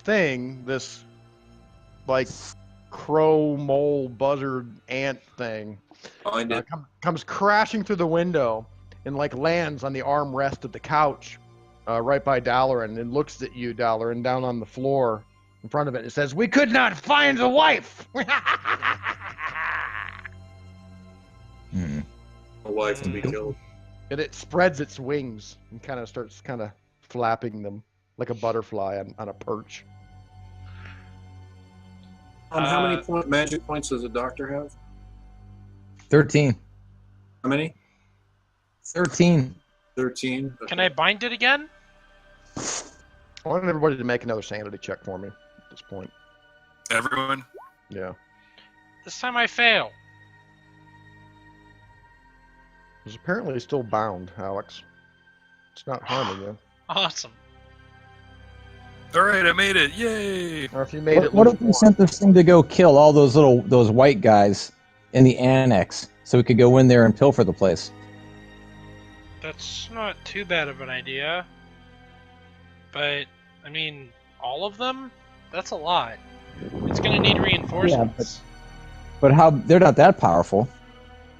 Unless there's wizards with them. Oh crap! Did I dismiss my sanity again? Yeah, you lose one, Tom. Mm-hmm. I mean, Van Helsing. He looks like You're inclined to scream, but instead you just put your hand over your mouth. Been there before. Okay, crap. Alright, I failed. So how much am I losing? Lose one. Oh, you failed. Roll a d6. 3. You lose 3. All right, Yeah, I'm starting to my god complex is starting to kind of kick in.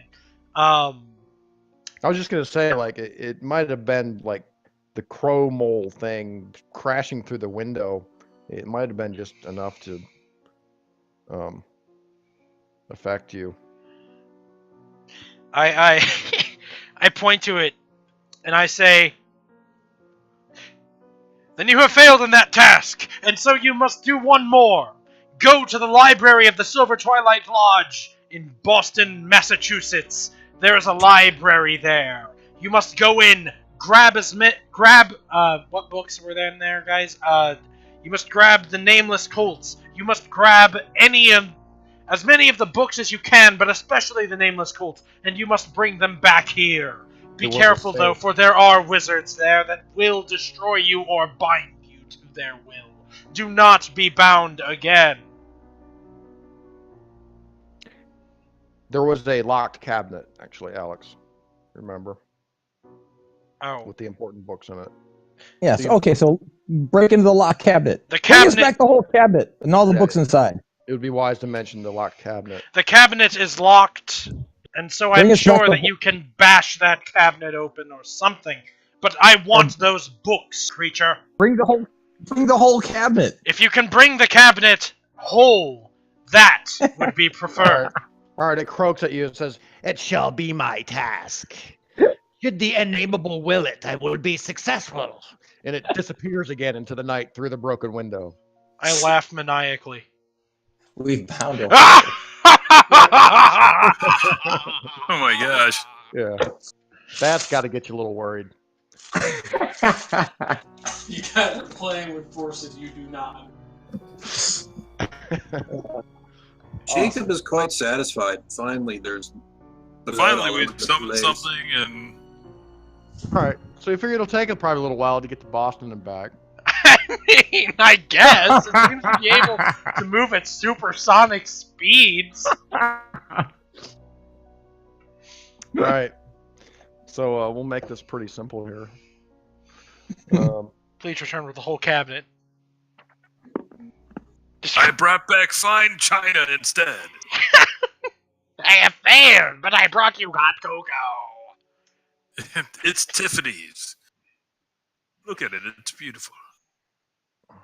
All right. Brought you hot cocoa. In July, you son of a bitch. How dare you! The crow mole returns shortly thereafter with several books. Oh my god, it did it! There's a slightly different appearing version of Nameless Cult's Bridewell edition, as well as several separate books of the Revelations of Glaki. There are 11 books total. They're kind of slim folio books. Holy shit. Also, a book called Cultus Tusculus, and another book called Cthulhu in the Necronomicon. Oh wow! Oh my god! What the slim books are those like performance reviews, like annual performance reviews on Carl Stanford? And... You have no idea. Yeah, are there any stat blocks in there? Dude, we got some reading to do. Did you bring you the whole cabinet? Yeah, for our whole cabinet of these books. Yeah, there are actually nine separate volumes of the Revelations of Glaki. Wow. Okay. Also, Cultus Tusculus. Let me look at that real quick. People are going to be. But anyway, I mean, it seems you guys have stole some of their books. Hey, why don't we have one of these guys, one of these crow moles, go burn down the structure right next to the bunker? Well, with this, it just kind of drops the books onto the balcony as you guys are standing there, and perches itself back up on the railing and disappears into the night. You have done well! You hear that inhuman screeching out in the park shortly thereafter. And the scream of a female. human. Seems that somebody's unlucky day out there in the park, apparently. Yeah, you gotta break a couple eggs. Yeah. Gentlemen, we have pilfered from Carl Stadenford. That was pretty good. Yeah, that's quite satisfying, I have to say. It would have been nice to kill his wife, but Ah, man, I wish. Maybe he's not It would- married. It said he couldn't find his. Would have been nice to grab his cane. Yeah, that would have been nice too. But we got all these books, dude. We got all of the Colt's like super books. Yeah. Just a precursory overview of what you guys have here. Volume 1 of the Revelations of Glauci seems to have to do with Glauci and his associated witch cults in England. Second volume, The Servants of Glauci and the Curse of what they call the Green Decay. The Curse of the Green Decay. Volume 3, something about the imprisonment of Byatis, whoever or whatever that is. Volume 4 is about Ihort, god of the labyrinth and his brood. Volume 5, Groth, the harbinger and maker. It seems to describe it as a comet or asteroid-like creature. Volume 6 has to do with a familiar face, Shub-Niggurath, describing a local cult associated with something called the Moon Lens. Volume 7 is about the insects from Shagai and their worship of Azathoth and the harnessing of the god's strength. Volume 8 is about the beings of Zeklotl, servants of the insects of Shagai and their home world. And Volume 9 has to do with other dimensions. Daoloth, something called Daoloth, the render of veils, and the inhabitants of the Gulf of Sigluhu. Some pretty far out shit. And Cultus des Goulas is pretty much about what you would guess. It seems to go into depth about these ghoul cults throughout Europe, particularly in France, which is sort of hinted at in Nameless Cults. Aha, the cannibal cults of France. More information. This is good. Unfortunately, does Dollar know French? I'll be darned if I don't. Are you darned? Or I'm are you not darned. I know French. All right. Dude, I know German, Latin, Mandarin, Spanish, Greek, French, and that's all. Oh, also English. Yeah, Cultus des Goulas is in French.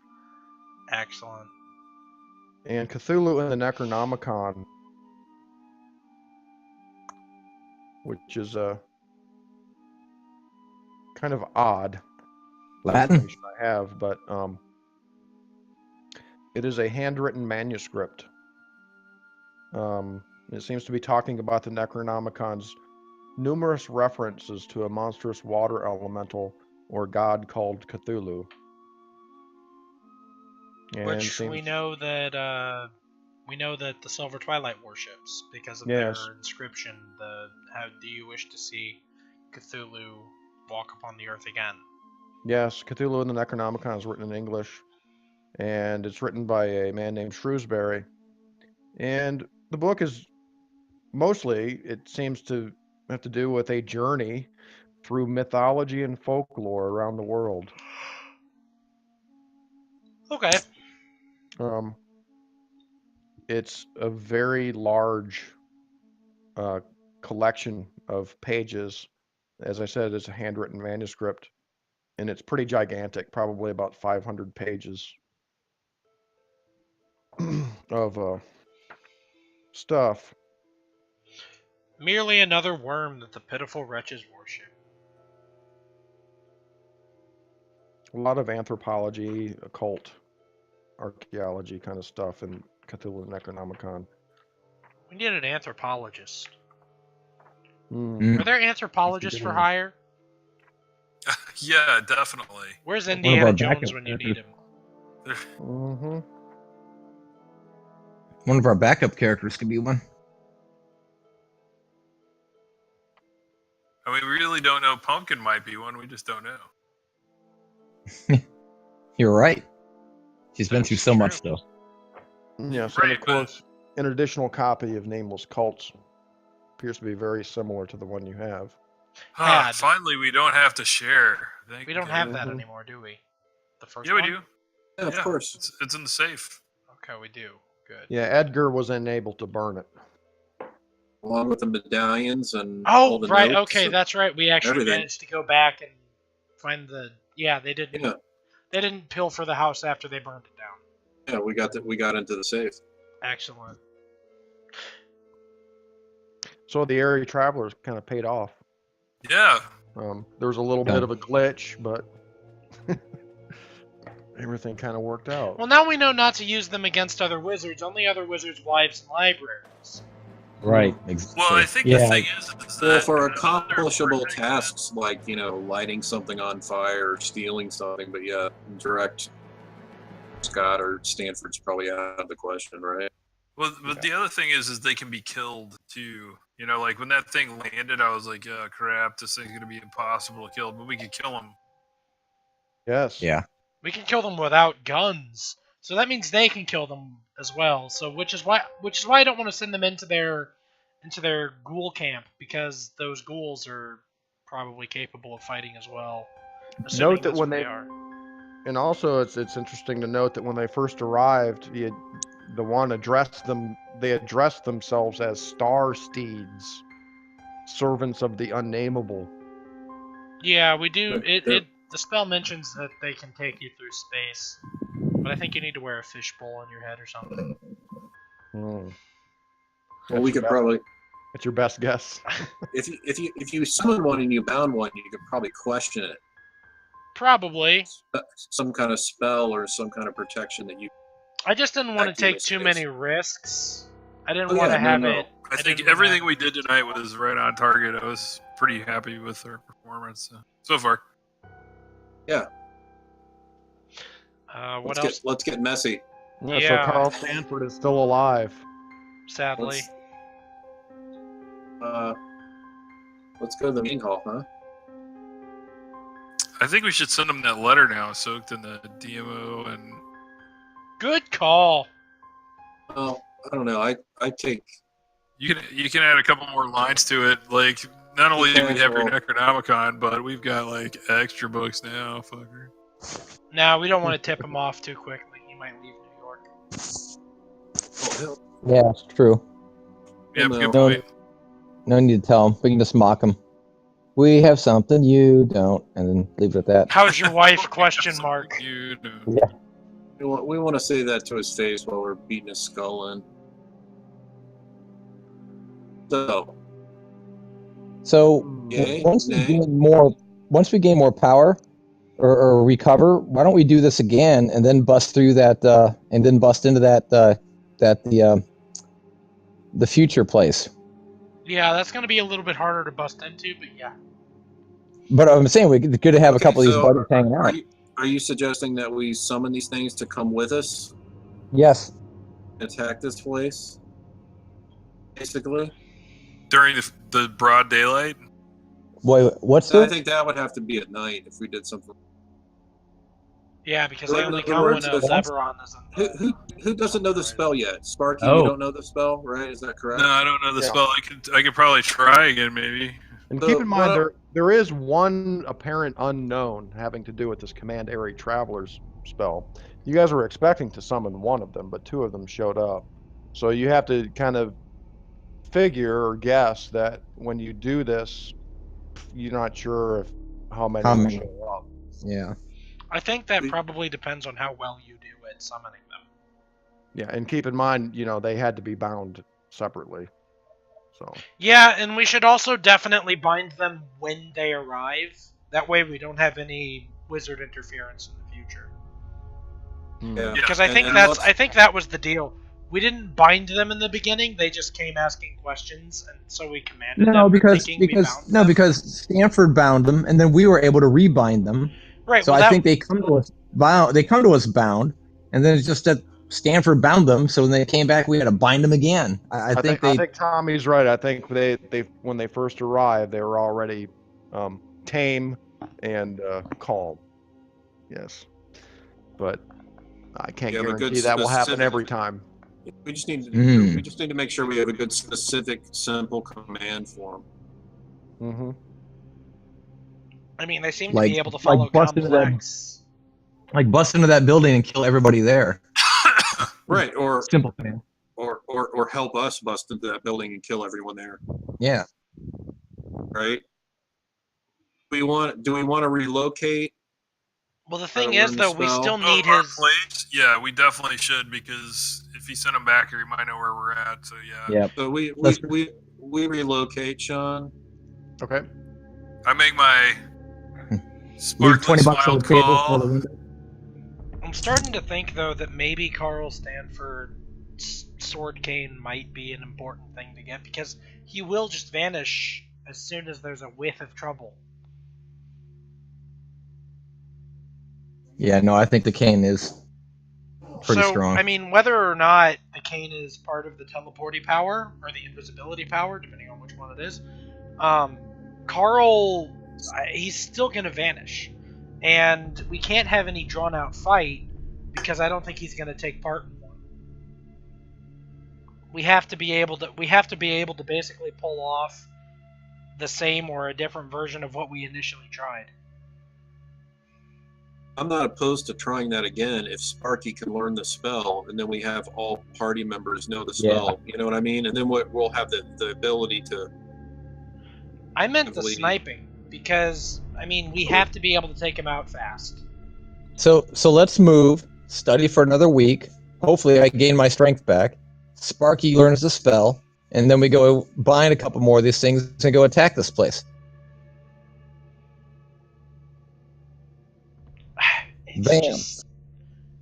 I don't know, man. I think that we need to be able to get Carl secured as quickly as humanly possible, whether it be through taking him out or through wrestling to the ground or something. We have to be able to do this before he even knows what's going on, or else he's just going to get out and we're left with a potentially dangerous fight to get out of, because our got away. You're talking about doing another hit. Yeah, basically, because I think that's the only way we can do it. You know? He's gonna... So we need a bunch of sniper rifles, and we need to snipe this guy off from a distance, and just like, no more darts. I mean, just like a bullet, you know, but everybody... I was thinking the last time if Jacob, who's deadly with the bar, had just opened up with the bar to begin with, we might have had him. Yeah, exactly. Yeah. Everybody opening up at the same time. Yep. Would be helpful. Yeah. As long as he's still making a presence there. If he's still making a presence and not, in the same level of protocols. Right, but the only thing is, I mean, yeah, we're going to have to... Is he going to be moving around? I mean, do we know where this son of a bitch is? You know what I mean? Yeah. Well, that's what I think I'm going to spend... That's probably a negatory. That's so... They know that he knows that you guys are in New York. Right. And so let's go back to Boston and snipe him. Let the cat and mouse game begin. Yeah, I'm going to spend this week trying to get a general idea of the movements of Carl Stanford. Maybe I'll get some Pinkertons here in New York, because they know that Jacob's kind of on a don't work for going to kill. You're gonna die. So because they're on they've been infiltrated by these guys, man, haven't they, Sean? Well, they've told Jacob that for some time they're going to have to lay low of doing any business with Jacob, mainly because of Ben Knuckles and what he witnessed and saw going on and stuff. I think the Pinkertons are pulling back from that at the moment. Well, I'm going to get Pinkertons here in New York to just track down and get a general feel for the movements of Carl Stanford throughout the week here, like as soon as possible, like the next day. Give me a luck roll. Luck? But I have contacts, man. Give me a luck roll.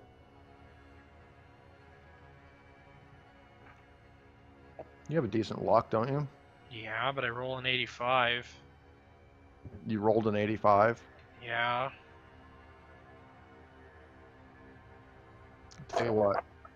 Here's the only information that the Pinkertons can give you. Using Jacob's money, I assume. By the way, your bankroll's getting a little low there, Jacob.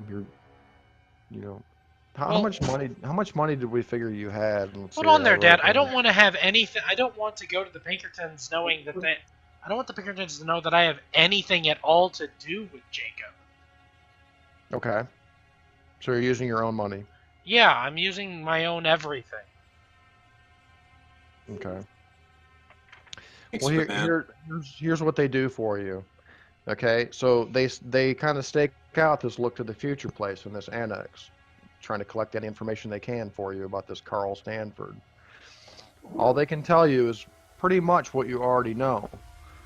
Every weekday they have a morning meeting at 7:30 a.m. and all these people show up, men mostly, and they have what appears to be some sort of bizarre market.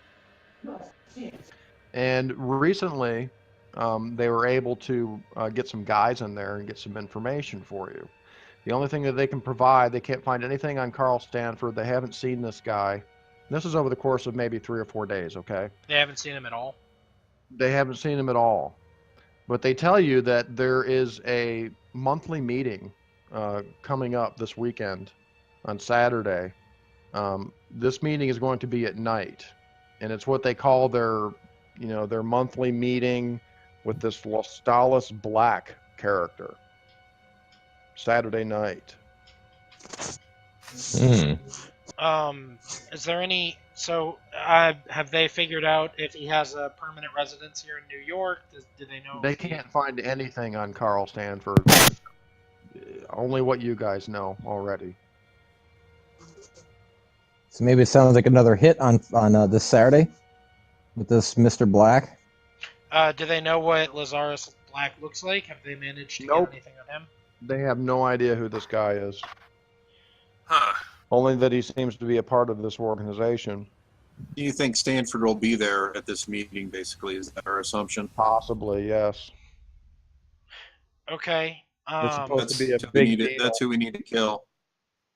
Okay. Yeah. I'd like them to shift. I'd like them to shift the rest of this week's focus from Stanford to Lazarus to this Lazarus. What's his name? Lostalis. Lostalis to this Lostalis Black. See if that's a. See if that's. It seems to me like it's pretty obviously not his real name. Figure out what this guy's name is, where he lives, if he's a permanent member here in New York. I actually show him the. Do you mind if I show him the letter? Like if I show these guys the letter that we received from that guy, who asked us for help, David Lee. David Lee Roth. Well, you've been out of contact with David Lee Roth for a little while now. You guys have been moving I know, around but a can lot. I show them the letter that he sent us? Is that going to compromise David Lee Roth in any way? Like, I think so. If I show everything you guys are doing are going to compromise everybody and anybody who comes in contact with you. All right, well then, fuck it. Let's throw him under the bus. Show it to him. I show him the letter David Lee sent us to see if that helps at all in any way finding out this Lazarus Black. No, they can only confirm that this so-called meeting that David Lee talks about in his letters is occurring this Saturday. Apparently, it's a pretty big deal. It's a monthly meeting that they have where this Mr. Black speaks. Okay, so after a day or two of them trying to figure out where this guy is or if he lives in New York, they don't find anything on Lostalis Nothing. Black. It's as if he doesn't even exist. Okay. How much do I have to pay the Pinkertons for their week of work? About $80. Okay. Done. Can we take a small break? Yep. Yeah, let's take a break. All right. 5-minute break? Yeah. Yeah, perfect. All right, sweet.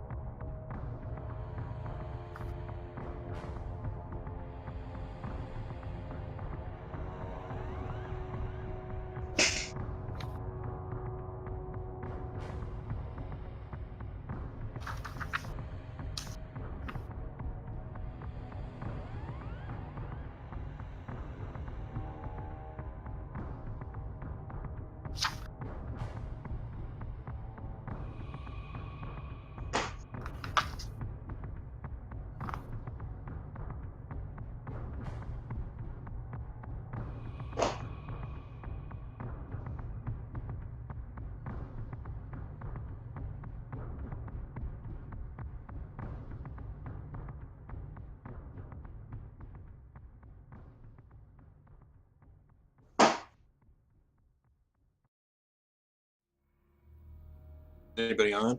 I'm here. So I'm thinking maybe for the meeting, maybe we should send in the band.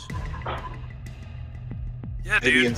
instead of giving a letter out, maybe like a present that's just a grenade with a 1-second fuse on it. So I open the box.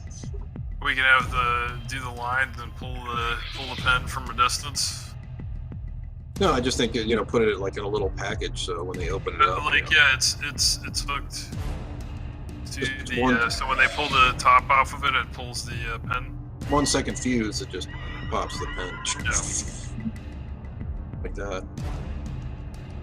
Or just go in and then when they start the meeting up and we see Douche LaRouche, we open up on everybody up on the stage. Yeah, I think the thing is like my character doesn't have. He has a pistol and a trench club, you know. What's his throw skill? And Tom needs to get something other than that short-range shotgun. No. Well, look at his character. He might have one. My throw skill, it's not that great. 25. I didn't pick up throw. Okay. Let me see if I can look at Tommy's character. If I got a better something else other than a shotgun, it's not like I was going to have the skill for it. Well, no. I mean, you can. Here's the thing. If you had a regular shotgun, like a pump shotgun, right? Like a regular shotgun versus the Sothoth, you'd have more range with it. Oh, I see. Okay. Yeah, that's the only downside with the Sothoth is great to have. It's awesome, man, for point blank range, But outside of that, dude, it's hard to hit anything. If you had a full length shotgun, right? All right. I could probably get a full length one then and put the Sothoth one underneath my trench coat and Exactly. keep my. Okay. You just got multiple variations on shotguns with you. All right. They're all 12 gauge, so I have the same rounds going through them.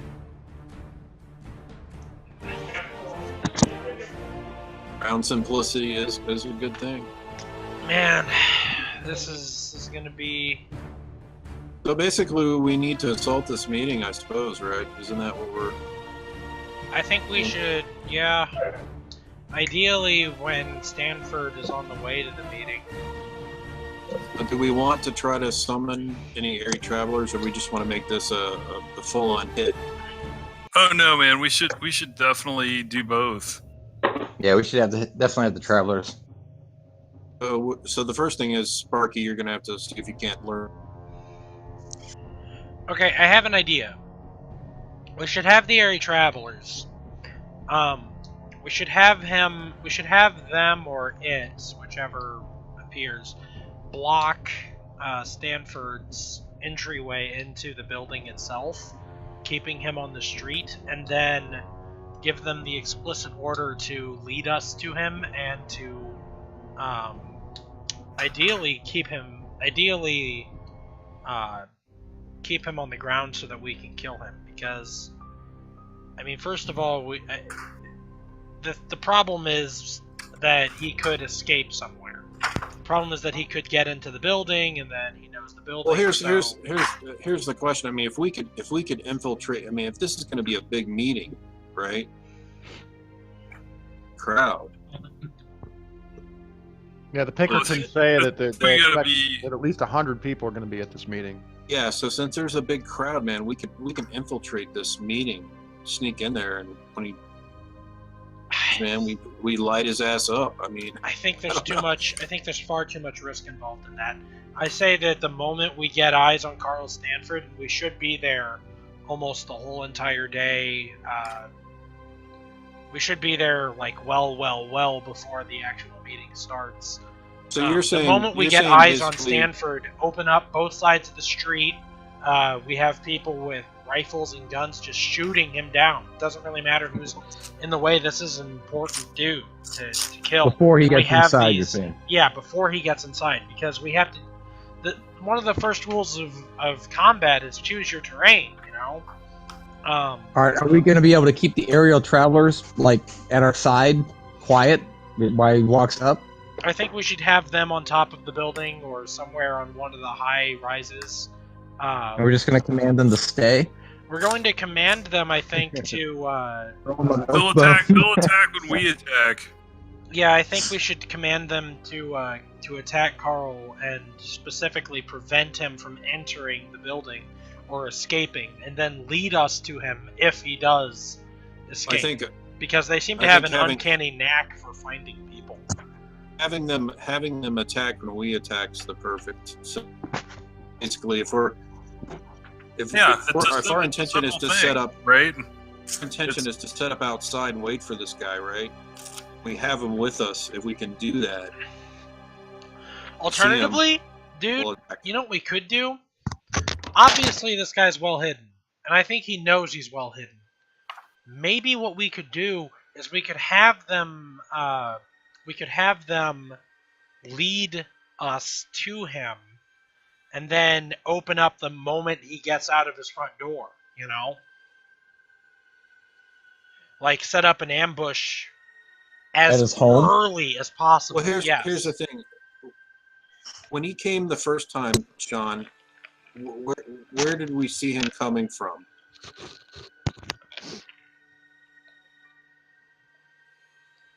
I don't know. I don't know if he's there yet. I'm here. Right. He's giving you the silent treatment, Lee. No, I'm here. The first time we observed Stanford,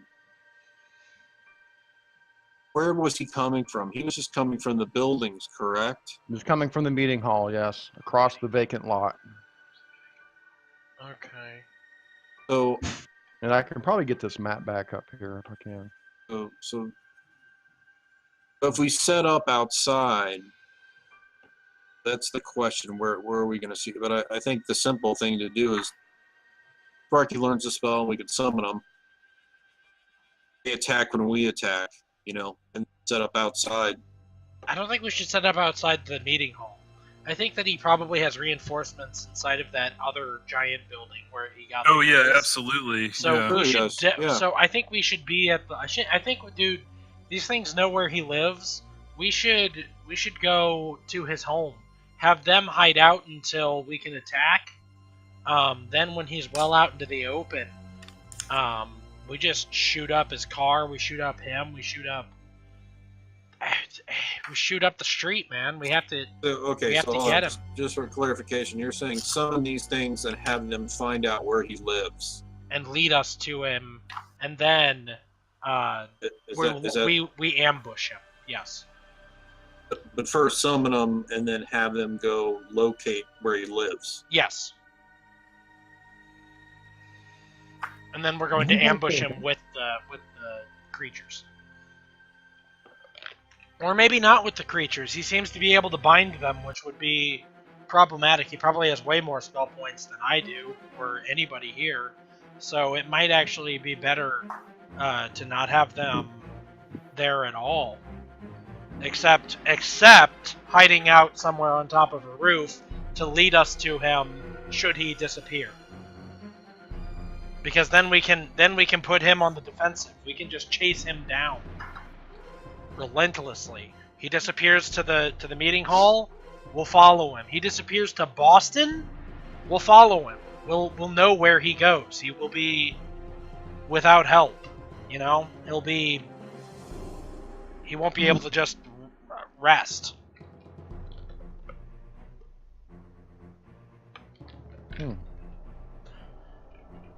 So we can use them more like hounds than as actual fighting forces, because the last thing we need is them turning on us to be two more things that we need to kill, or two more things that will eat up our actions. And they're not tough enough really to be that anyways. Yeah, well, if we want to try to use them to locate where he lives, we can try to do that first and see what kind of results we get. Yes. Right? So do we want to do that in another week after? Well, let's see if Sparky can learn the spell. Yeah. You know how I feel about learning, guys. And maybe in a week I can gain my strength. So let's wait a week, learn the spell, and gain some strength. Let's do it. At our new location. Yes. So, Sparky, make your intelligence ×3 roll. And Dr. Van Helsing, you can make a medicine roll for yourself.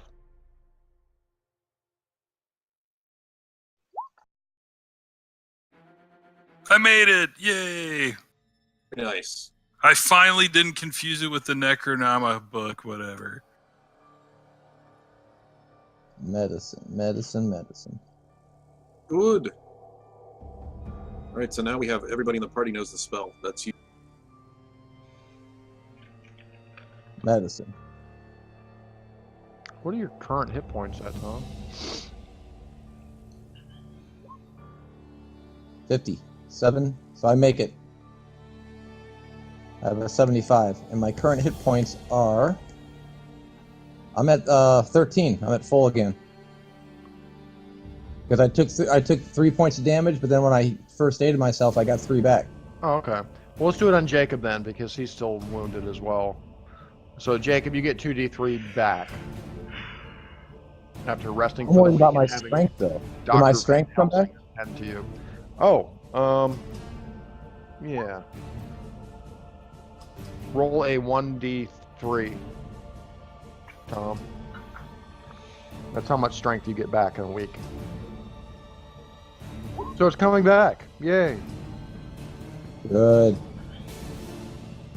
What did I roll? A 3. You heal me back Oh, to full. Thank you. Which is only 7. I'll take it. All right. Yeah, it's 1d3 per week after being attacked by one of these mole crows Okay. and being sucked on. So in that week, while he's learning that spell, is there another spell that I could learn in a week's time? You have to read these books first.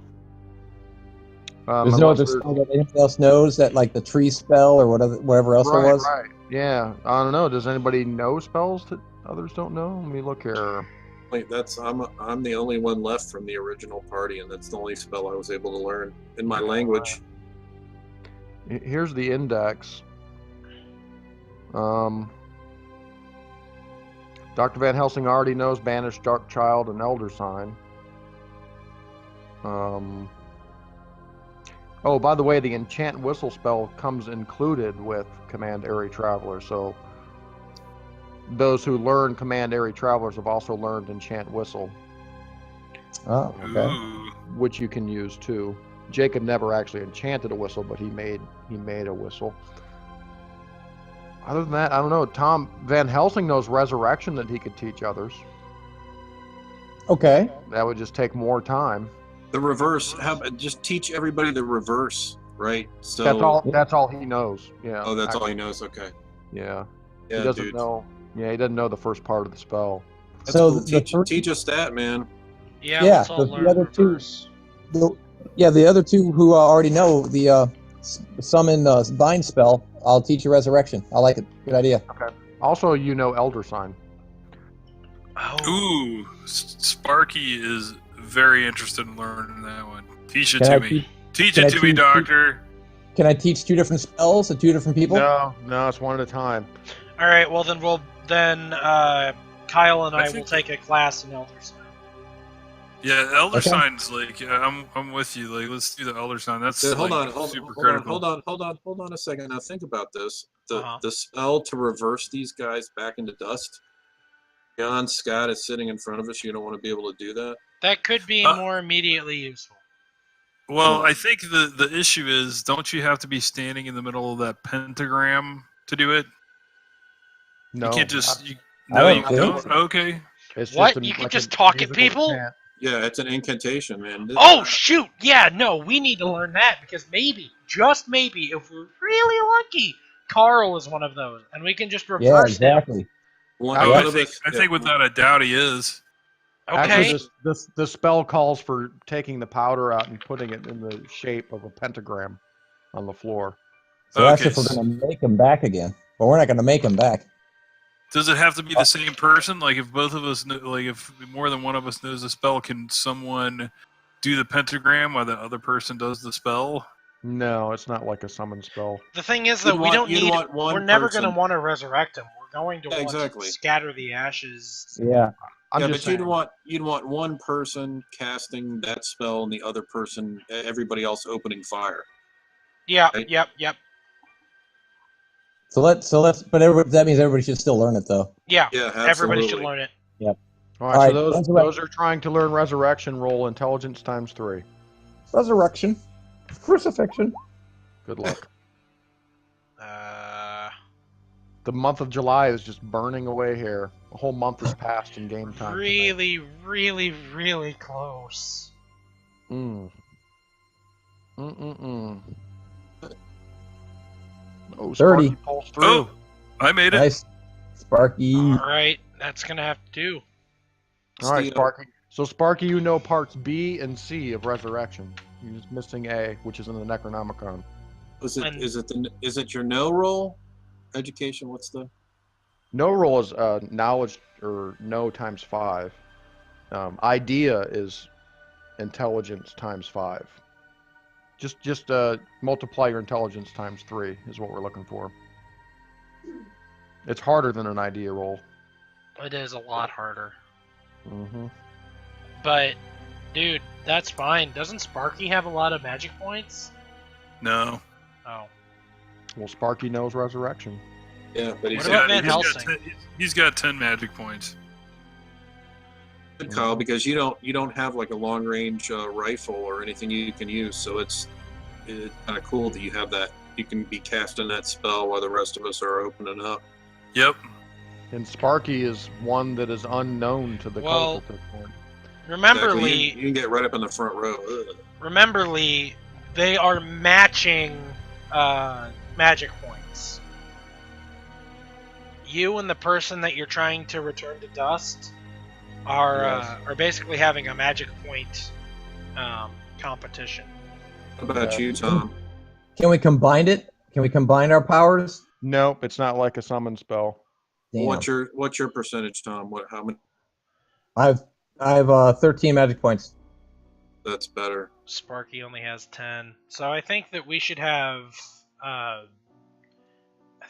Tom doing the incantation. Yeah. Yeah. Yep. But so you still want to Sparky's- try to intercept this guy outside here, right? Yeah, Sparky's better at combat anyways. And you know what? He's if great we have- up close with the club. You That's also his have specialty. you also have a pretty decent handgun skill, so you can be firing your handgun where you charge him with a club. But Yep. hey guys, if we have two of these beasties coming at him again, he's gonna be all worried about trying to bind them and send them back to us. So while he's busy with that, I could cast a spell on him and turn him to dust.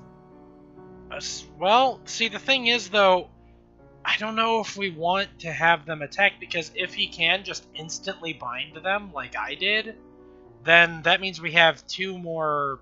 The only chance we have is the element of surprise, and that is to open up on him. Yeah. All right. And at that moment, you start casting the spell, right? Yes, and we're gonna. Right. And I still maintain that we should use the airy travelers more like hounds. If he does disappear, we find him with those. Yeah. Then we can Right. summon him and have him track him. Well, I mean, we could use the same airy travelers. We could summon them. How long think does the binding there's- last? Yeah. There's a time issue there, I think. So it would work just as well, though, man. If we do our whatever form that takes, and then summon them afterwards if we have to use them, because if they're there, he will bind them. Dad, do we know if the airy travelers stay with us until they complete a task, or if they're here for a set amount of time? You don't know. Okay. Okay. They seem to be very kind of fickle, you know. I mean, after you had bound it, it told you when you knew that it was bound to you that its new master was Carl Stanford. So it's still kind of. So it's like unknown. it's like a police officer. They can lie to you however they want to, Yeah. unless you have a wizard around, and then you can call their shit like an attorney would. Yes, the ways of the mythos are very mysterious. You don't know. The wizard is like the attorney in the Cthulhu. Yeah, I guess if he vanishes, we can just have. Yeah, then we can summon him. That's a good call. So yeah, Sunday. So we're gonna have to get our drivers back. Oh yeah, but they had a good time last time, so I think they'll be okay with that. Yeah, so I guess when does the meeting start? Saturday night at 10 p.m. So we're going to want to get there early. So then, more akin to like Saturday morning, we're gonna stake this place out all day. Stake out his house, that is. We summon the airy travelers. Wait, we're gonna have to summon them the night before, I guess. That's okay. We can have them. Dude, we should if we're gonna use them to locate his where he's staying, we should definitely summon him a couple days before. Good call. Let's just summon him now. Where he's staying, Carl Stanford. Yeah. I mean, if that's the plan. Well, what if he just sends them back to you like he did last time? Exactly. And the other issue is if he's just popping through with boxes. That's the other traveling from place to place. Boxes, yeah. Well, we're not invading. We're not invading his home. We're ambushing him on the street. Right. So let's just do that. Let's just ambush him on the. But we should we should ambush him at his home as early as possible. He might be expecting us the closer he gets to the meeting hall, you know? Oh, the plan changes so suddenly. Well, that's what I thought. That was the initial. I thought that was the original idea. Was to get him as soon as he gets out of his house. Well, there are some assumptions with that. I mean, where's his house? Well, if we can't find it, then we just have to pretty much execute the first plan we tried, but without the sniping. All you know of these two locations. That's all you know of: the meeting hall and the annex. And what happens if he can just teleport to the meeting hall? Whatever. We should find out his permanent residence. I don't think he has one. You know. I think these meetings are anywhere there's a arranged meeting. You know, that's where we're gonna be able to tag him. So you know. I think, just like I was saying earlier in the night, you know, like if we attack at the meeting and he's there, he likely will be there. Great. If he's not, we just kill as many people as we can. Keep it simple, stupid. Perfection, and simplicity. Yeah. Okay. Then maybe we don't need the airy travelers at all. We're back to all guns blazing. I don't think we need the airy travelers on the front end. If somehow we miss this guy, then we can try using them to track him. Okay, yeah, maybe Dalaran could contact the Defense Department and get some water-cooled machine guns or something. You know what? That's a great idea. I'm calling my buddy who gave me flak jackets. Credit rating. Oh, hold on. I need to do my Al Capone laugh. This time you get the Colonel on the phone directly. Boom, baby. All right, what was it that you were looking for? A machine gun. What was it you were looking to acquire for the Polynesian Task Force? Yeah. What was the machine gun, Dad, that the KKK used? It's the water cooled 30 cal, man. Is that what it's called? Yeah, the water cooled 30 caliber would be a good one. Browning, yeah. You want 6 of those? 6? Sure. Our driver's gonna need some. Good. I think probably 2 would be way sufficient. Yeah, 2.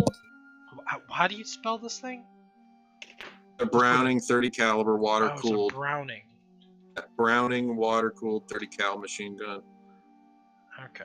Basically about if you watch that clip I sent, yeah, in the street, that's when they pull that tarp back and they've got that, and that's what it is. All right, Alex. I'm also going to require a luck roll.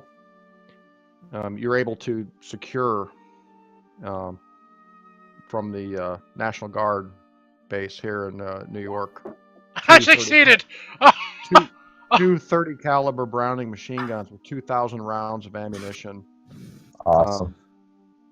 And no serious repercussions at this point. You seem to kind of get away with it. Beautiful. Nice. the 1920s, and it's New York. Yeah. Paperweights. Yeah. So you get 2 slightly used, only dropped once, 30 caliber Brownings. So Jacob, 2,000 rounds of belt-fed ammunition. Oh, that's what they just used in The Walking Dead, isn't it? Jacob field strips them in and make sure that they're all ready to go. Yeah, those were 50 calibers, Alex. It's a different animal. All right, cool. Well, that's some pretty serious fucking firepower, I must say. Although, I should point out that I don't think many of you in the party here are proficient with machine guns so much, I mean, per se. But it spits out so many rounds that it's kind of hard to miss with something like this, you know? Excellent. Well, there's not even a skill for submachine gun. All right, so these machine guns come in like submachine gun. These machine guns come in like 3 separate crates. They're disassembled when you get them. One of the crates is just full of ammunition. Make him put them together, man. He's seen these things before. So Sparky. Sparky, yeah. Slap these things together, man. Make sure they're clean and ready to go. Yeah. We just need a couple cars we can mount them in the back of. Preferably a couple trucks. Yeah, I would say, yeah. Dale's right. They're belt fed with 250 rounds of ammunition each belt. Base range 150 yards, 2d6 plus 3 damage per slug. Does my Browning skill count for these things too, Sean? No, because we gave you a rifle skill for that. Okay.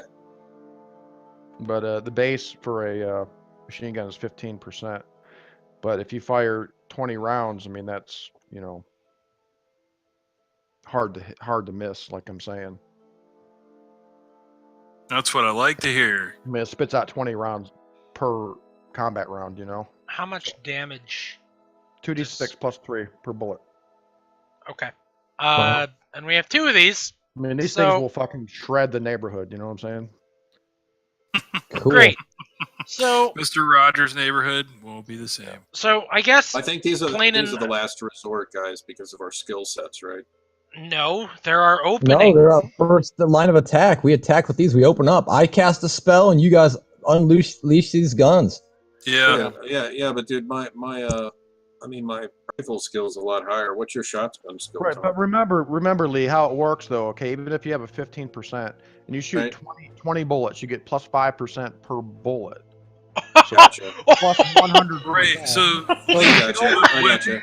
What we ought to do is have. You can. Well, let me say this, Kyle, before you say something. Yeah. You can only miss with this Browning machine gun if you're firing 20 rounds in a burst with a 96 to 100. It's the only way you can miss, and that's a malfunction of the weapon. Gotcha. Wow. So right. Lee, I gotcha. It's a spray machine. You should be on the bar, and Hale and I should be on the other ones because I mean I don't know what his skill is. Mine is non-existent, so that's a. I have an weapon for excellent rifle skill. Awesome. It's from Elephant. Hey, Sean. Well, did we notice in that annex, were there any like fire escapes to get up on the roof of that thing? There are. It's a 2-story building. There's a fire escape in the back and in the front. Maybe I could climb up and be on the roof and cast my spell from up there. You're kind of an old man, Tom. I don't know. Can you climb up there? Yeah. We're halfway through the battle. You're still climbing up. That's He's like, Tom's in a wheelchair. And the problem would be getting down. The white guys would be looking up at me. Bad idea. Okay, I'll go back where I was. That'd be fine. Here's the other thing that we should consider. It'd make an excellent machine gun nest up there, of course. We have. Yeah, it would. We might have 2 options here. Maybe. The first option, right, is that we stake out the street, I guess the one behind the annex? Or would it be the one in front of the meeting hall? Well, I think the one behind the annex is where we hit him before. Yeah, but the thing is, would he expect us But they won't be heading towards the annex this time. Right, so I'm thinking I think we should stake out in front of the meeting hall. Anyways, we have two options. Whichever road we stay on, we could either stake it out and wait for Carl Stanford to appear and enter the meeting hall, or we could stake it out for even longer, do like a 1 to 2 day stakeout here, bring our own supplies and everything, and wait for him to leave the meeting hall afterwards, where he will be drained of magic points because he performed the magic ritual. Right now it is Tuesday, July 29th, and the meeting is to take place August 2nd. Or is he draining magic points? He could be draining magic points at his meetings, man. He could be juiced with magic points after. Right. The question could be if he's. Yeah, we got to hit him before. We got to hit him before. He's going to be juiced with magic before. Like, okay. Then we have I guess like at the start of the meeting, whenever they get ready, like everybody ready to have their soul sucked. Yeah, that's when we hit him. Dad, can you move these tokens to somewhere that's a little less? I don't know. What token? We might be using that side of the street. Are we doing this tonight, gentlemen? Because it's 12. It's quarter after. No, we can't do it tonight. I can't do it tonight. Okay. No. But I would like to solidify some kind of semblance of a plan. That is the plan. Yeah. As far as timing and setup and all that. Yeah, Alex, you can move those tokens wherever you want. So we go there the day before. We stake it out. We're gonna hit them in the front street. We're gonna mount these guns to a couple trucks. We're gonna get our old drivers back. I'm gonna cast a spell. Oh, I'm also gonna get a shotgun, a real shotgun, a long one. So, in addition to the sawed-off. Okay. What else? Sawed-off's worthless past 20 feet. You know. Right. That's why I'm gonna get a bigger one. Yeah. Get a full-length shotgun, yeah, for sure, man. Yep. Full length. Trucks, guns, drivers, shotguns. Anything else? Cocaine. Cocaine, of course. That's a given. Of course. Yep. Sunglasses. I mean, like half a pack of cigarettes. We've got and a plenty. quarter tank of gas. We've got plenty of medical supplies. Oh yeah, medical bag. Yep. Full of morphine and all the good stuff. Dr. Van Helsing's wearing the futuristic plastic sunglasses that Sparky bought. Absolutely. Okay, so let's determine. He just had to in order to wear them. He just had to smoke one Virginia Slim, and then they were. Who's carrying explosives? I have the three I six. I have 3 grenades on me still, right? And I have 2, or didn't we all have grenades? I don't think. Yeah, we all have 2. Yeah, we all have 2 grenades, right? We do all have grenades. I have 2 left. Everybody's got grenades, and Van Helsing has 2. Actually, you got more dynamite, Tom. You guys have a case of dynamite now. You got 12 more sticks of dynamite. Oh, sweet. Good. All right, I take 6 and wrap them around my chest. Here's the thing, though. Just keep in mind, man. Look at your skill sheets and see what your best chance to hit is, and that's what we all want to go with first. The 30 cals are great. The shotguns are awesome. All that, you know. The explosives is the last resort, right? Absolutely. No, absolutely. My first line of attack is casting the spell. What I can hear from this is Tom's gonna sacrifice himself if necessary. If something happens, I'll know what to do. Party. Yeah. Right. As any worthy hero would. I mean. Right. Well, yeah, he'll run out into the machine gun fire with all 6 grenades strapped to him. But I'm hoping the spell's going to work, so I'm going to be focused on the spell. That would be great. Yep. And then and then all we have to do is gather up like a little bit of the dust. I mean, we just have to kind of scatter it around and gather some of it, mix it with some gravel or something, and then get out, because he won't be able to ever be reformed unless he has all of the essential salts. Not in a hole, so we'll take half of it with us. As much as we can. Yep. All right, so you guys stake the place out for like Thursday and Friday before the meeting. And things seem pretty placid. They've had their regular meetings Thursday and Friday mornings where they kind of hawk their wares and stuff.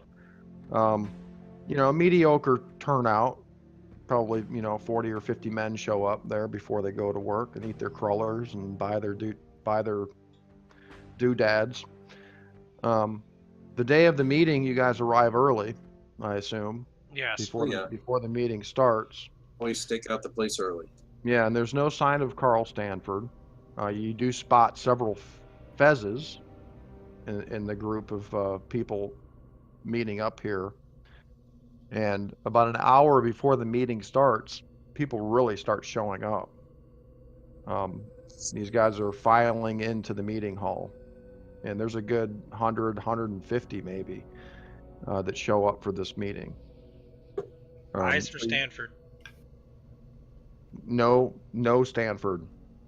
Stanford, he's a fuzz wearing fucker. So we grease Lostulus first, and then we focus on the fuzzes after. Yeah. And keep in mind that it's nighttime. It's dark, so it's kind of hard to see as well. Hold on. There's how many fezzers are there with this guy? Oh, just a handful here and there. They're just kind of dispersed among the crowd. You notice, some people are wearing these fezzes.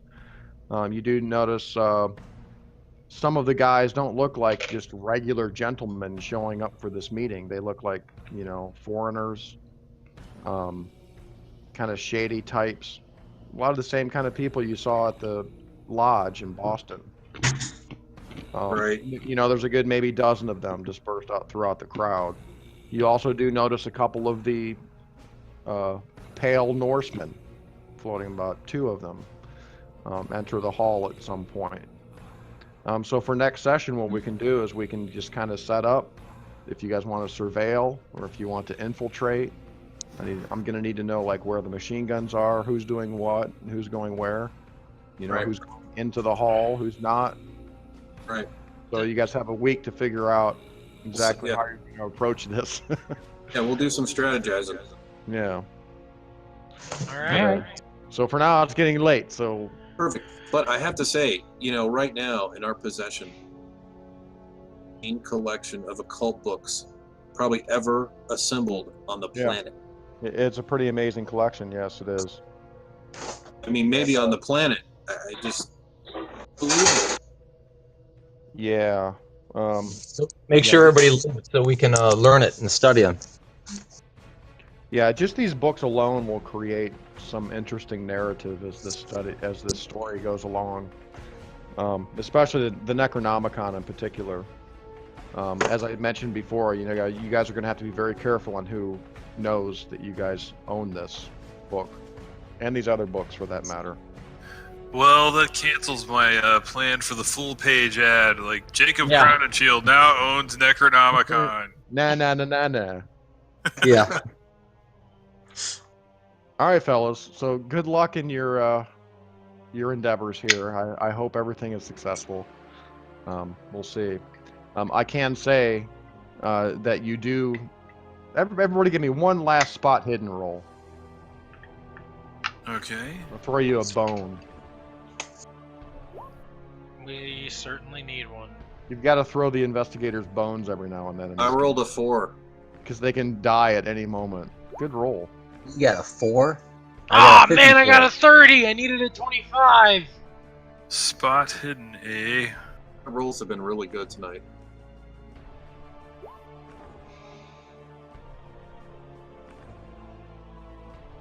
I got a 73. Not quite good enough. Okay. All right, so Jacob, you can check that spot hidden if you haven't already. You discern among the crowd, as these people are kind of meeting outside the front door, they're shaking hands and greeting each other with smiles and things like that. This black Packard limousine pulls up, and out steps this man. And you notice, just looking at him, he's a dark-skinned gentleman, very large build, very muscular looking. He's got this fantastic mustache, and he exits the limousine, and several of the men gathered about in front of the meeting hall greet him, with handshakes, and they're bowing their heads and things like this. And you assume that this man must be Mr. Black. And he enters the meeting hall, kind of surrounded by these other men in business suits, and some of them with fezzes. Well, wait a minute. Maybe we unload on him. Yeah. Oh yeah, man. Yeah, that's exactly right. Like, Okay, well, we'll end there when Lestalis No. Black is outside the front of the meeting hall being greeted by his... Don't be so antsy. You guys are too triggered. oh no, I was whatever, Jacob, Mr. Trigger Happy. Anyways, I was just saying, like, we should definitely grease him. Not right now, but you know what I mean. We'll think about it. We know who Yeah. we know who we want to kill. We just need to get up on that son of a bitch and blow his head off. I So think it's Mr. Black could be Carl Stanford in disguise. Yeah, Mr. Black, agreed. Mr. Black has entered the meeting hall. He'll come back out, or we'll go in it. Yeah. Jacob's like, Mr. Black has entered the building. Don't forget that Sparky has a tape recorder. Oh yeah, that's right. That occurred to me the other day. He bought some shit.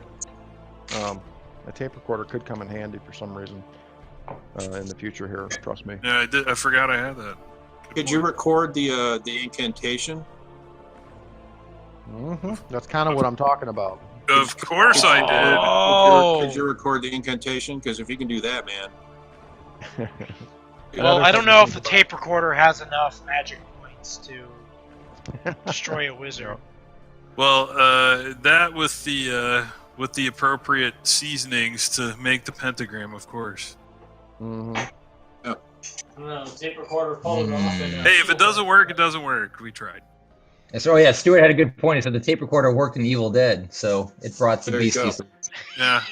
So I don't That was think- a powerful tape recorder. I The agree. size of it was huge. it's Evil Dead precedent. So there you go. It worked. You'll never know until you try. Exactly. All right. I don't want to Anyway, be back and thinking I didn't do it. I'm gonna let you guys go, and you got plenty to think about before next session. Plenty to look at. Where did you That was find good, this guys. art? That was Alright, good. gents. That was a good one. Yep. Take it easy. All right. Later, See you guys. guys. Thanks, John. See you later. All right. Good Bye. night.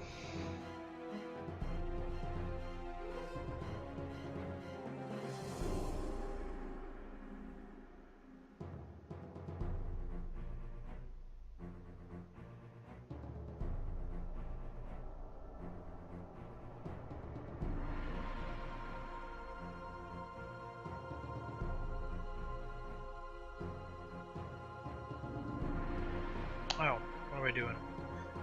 That was the end of that session.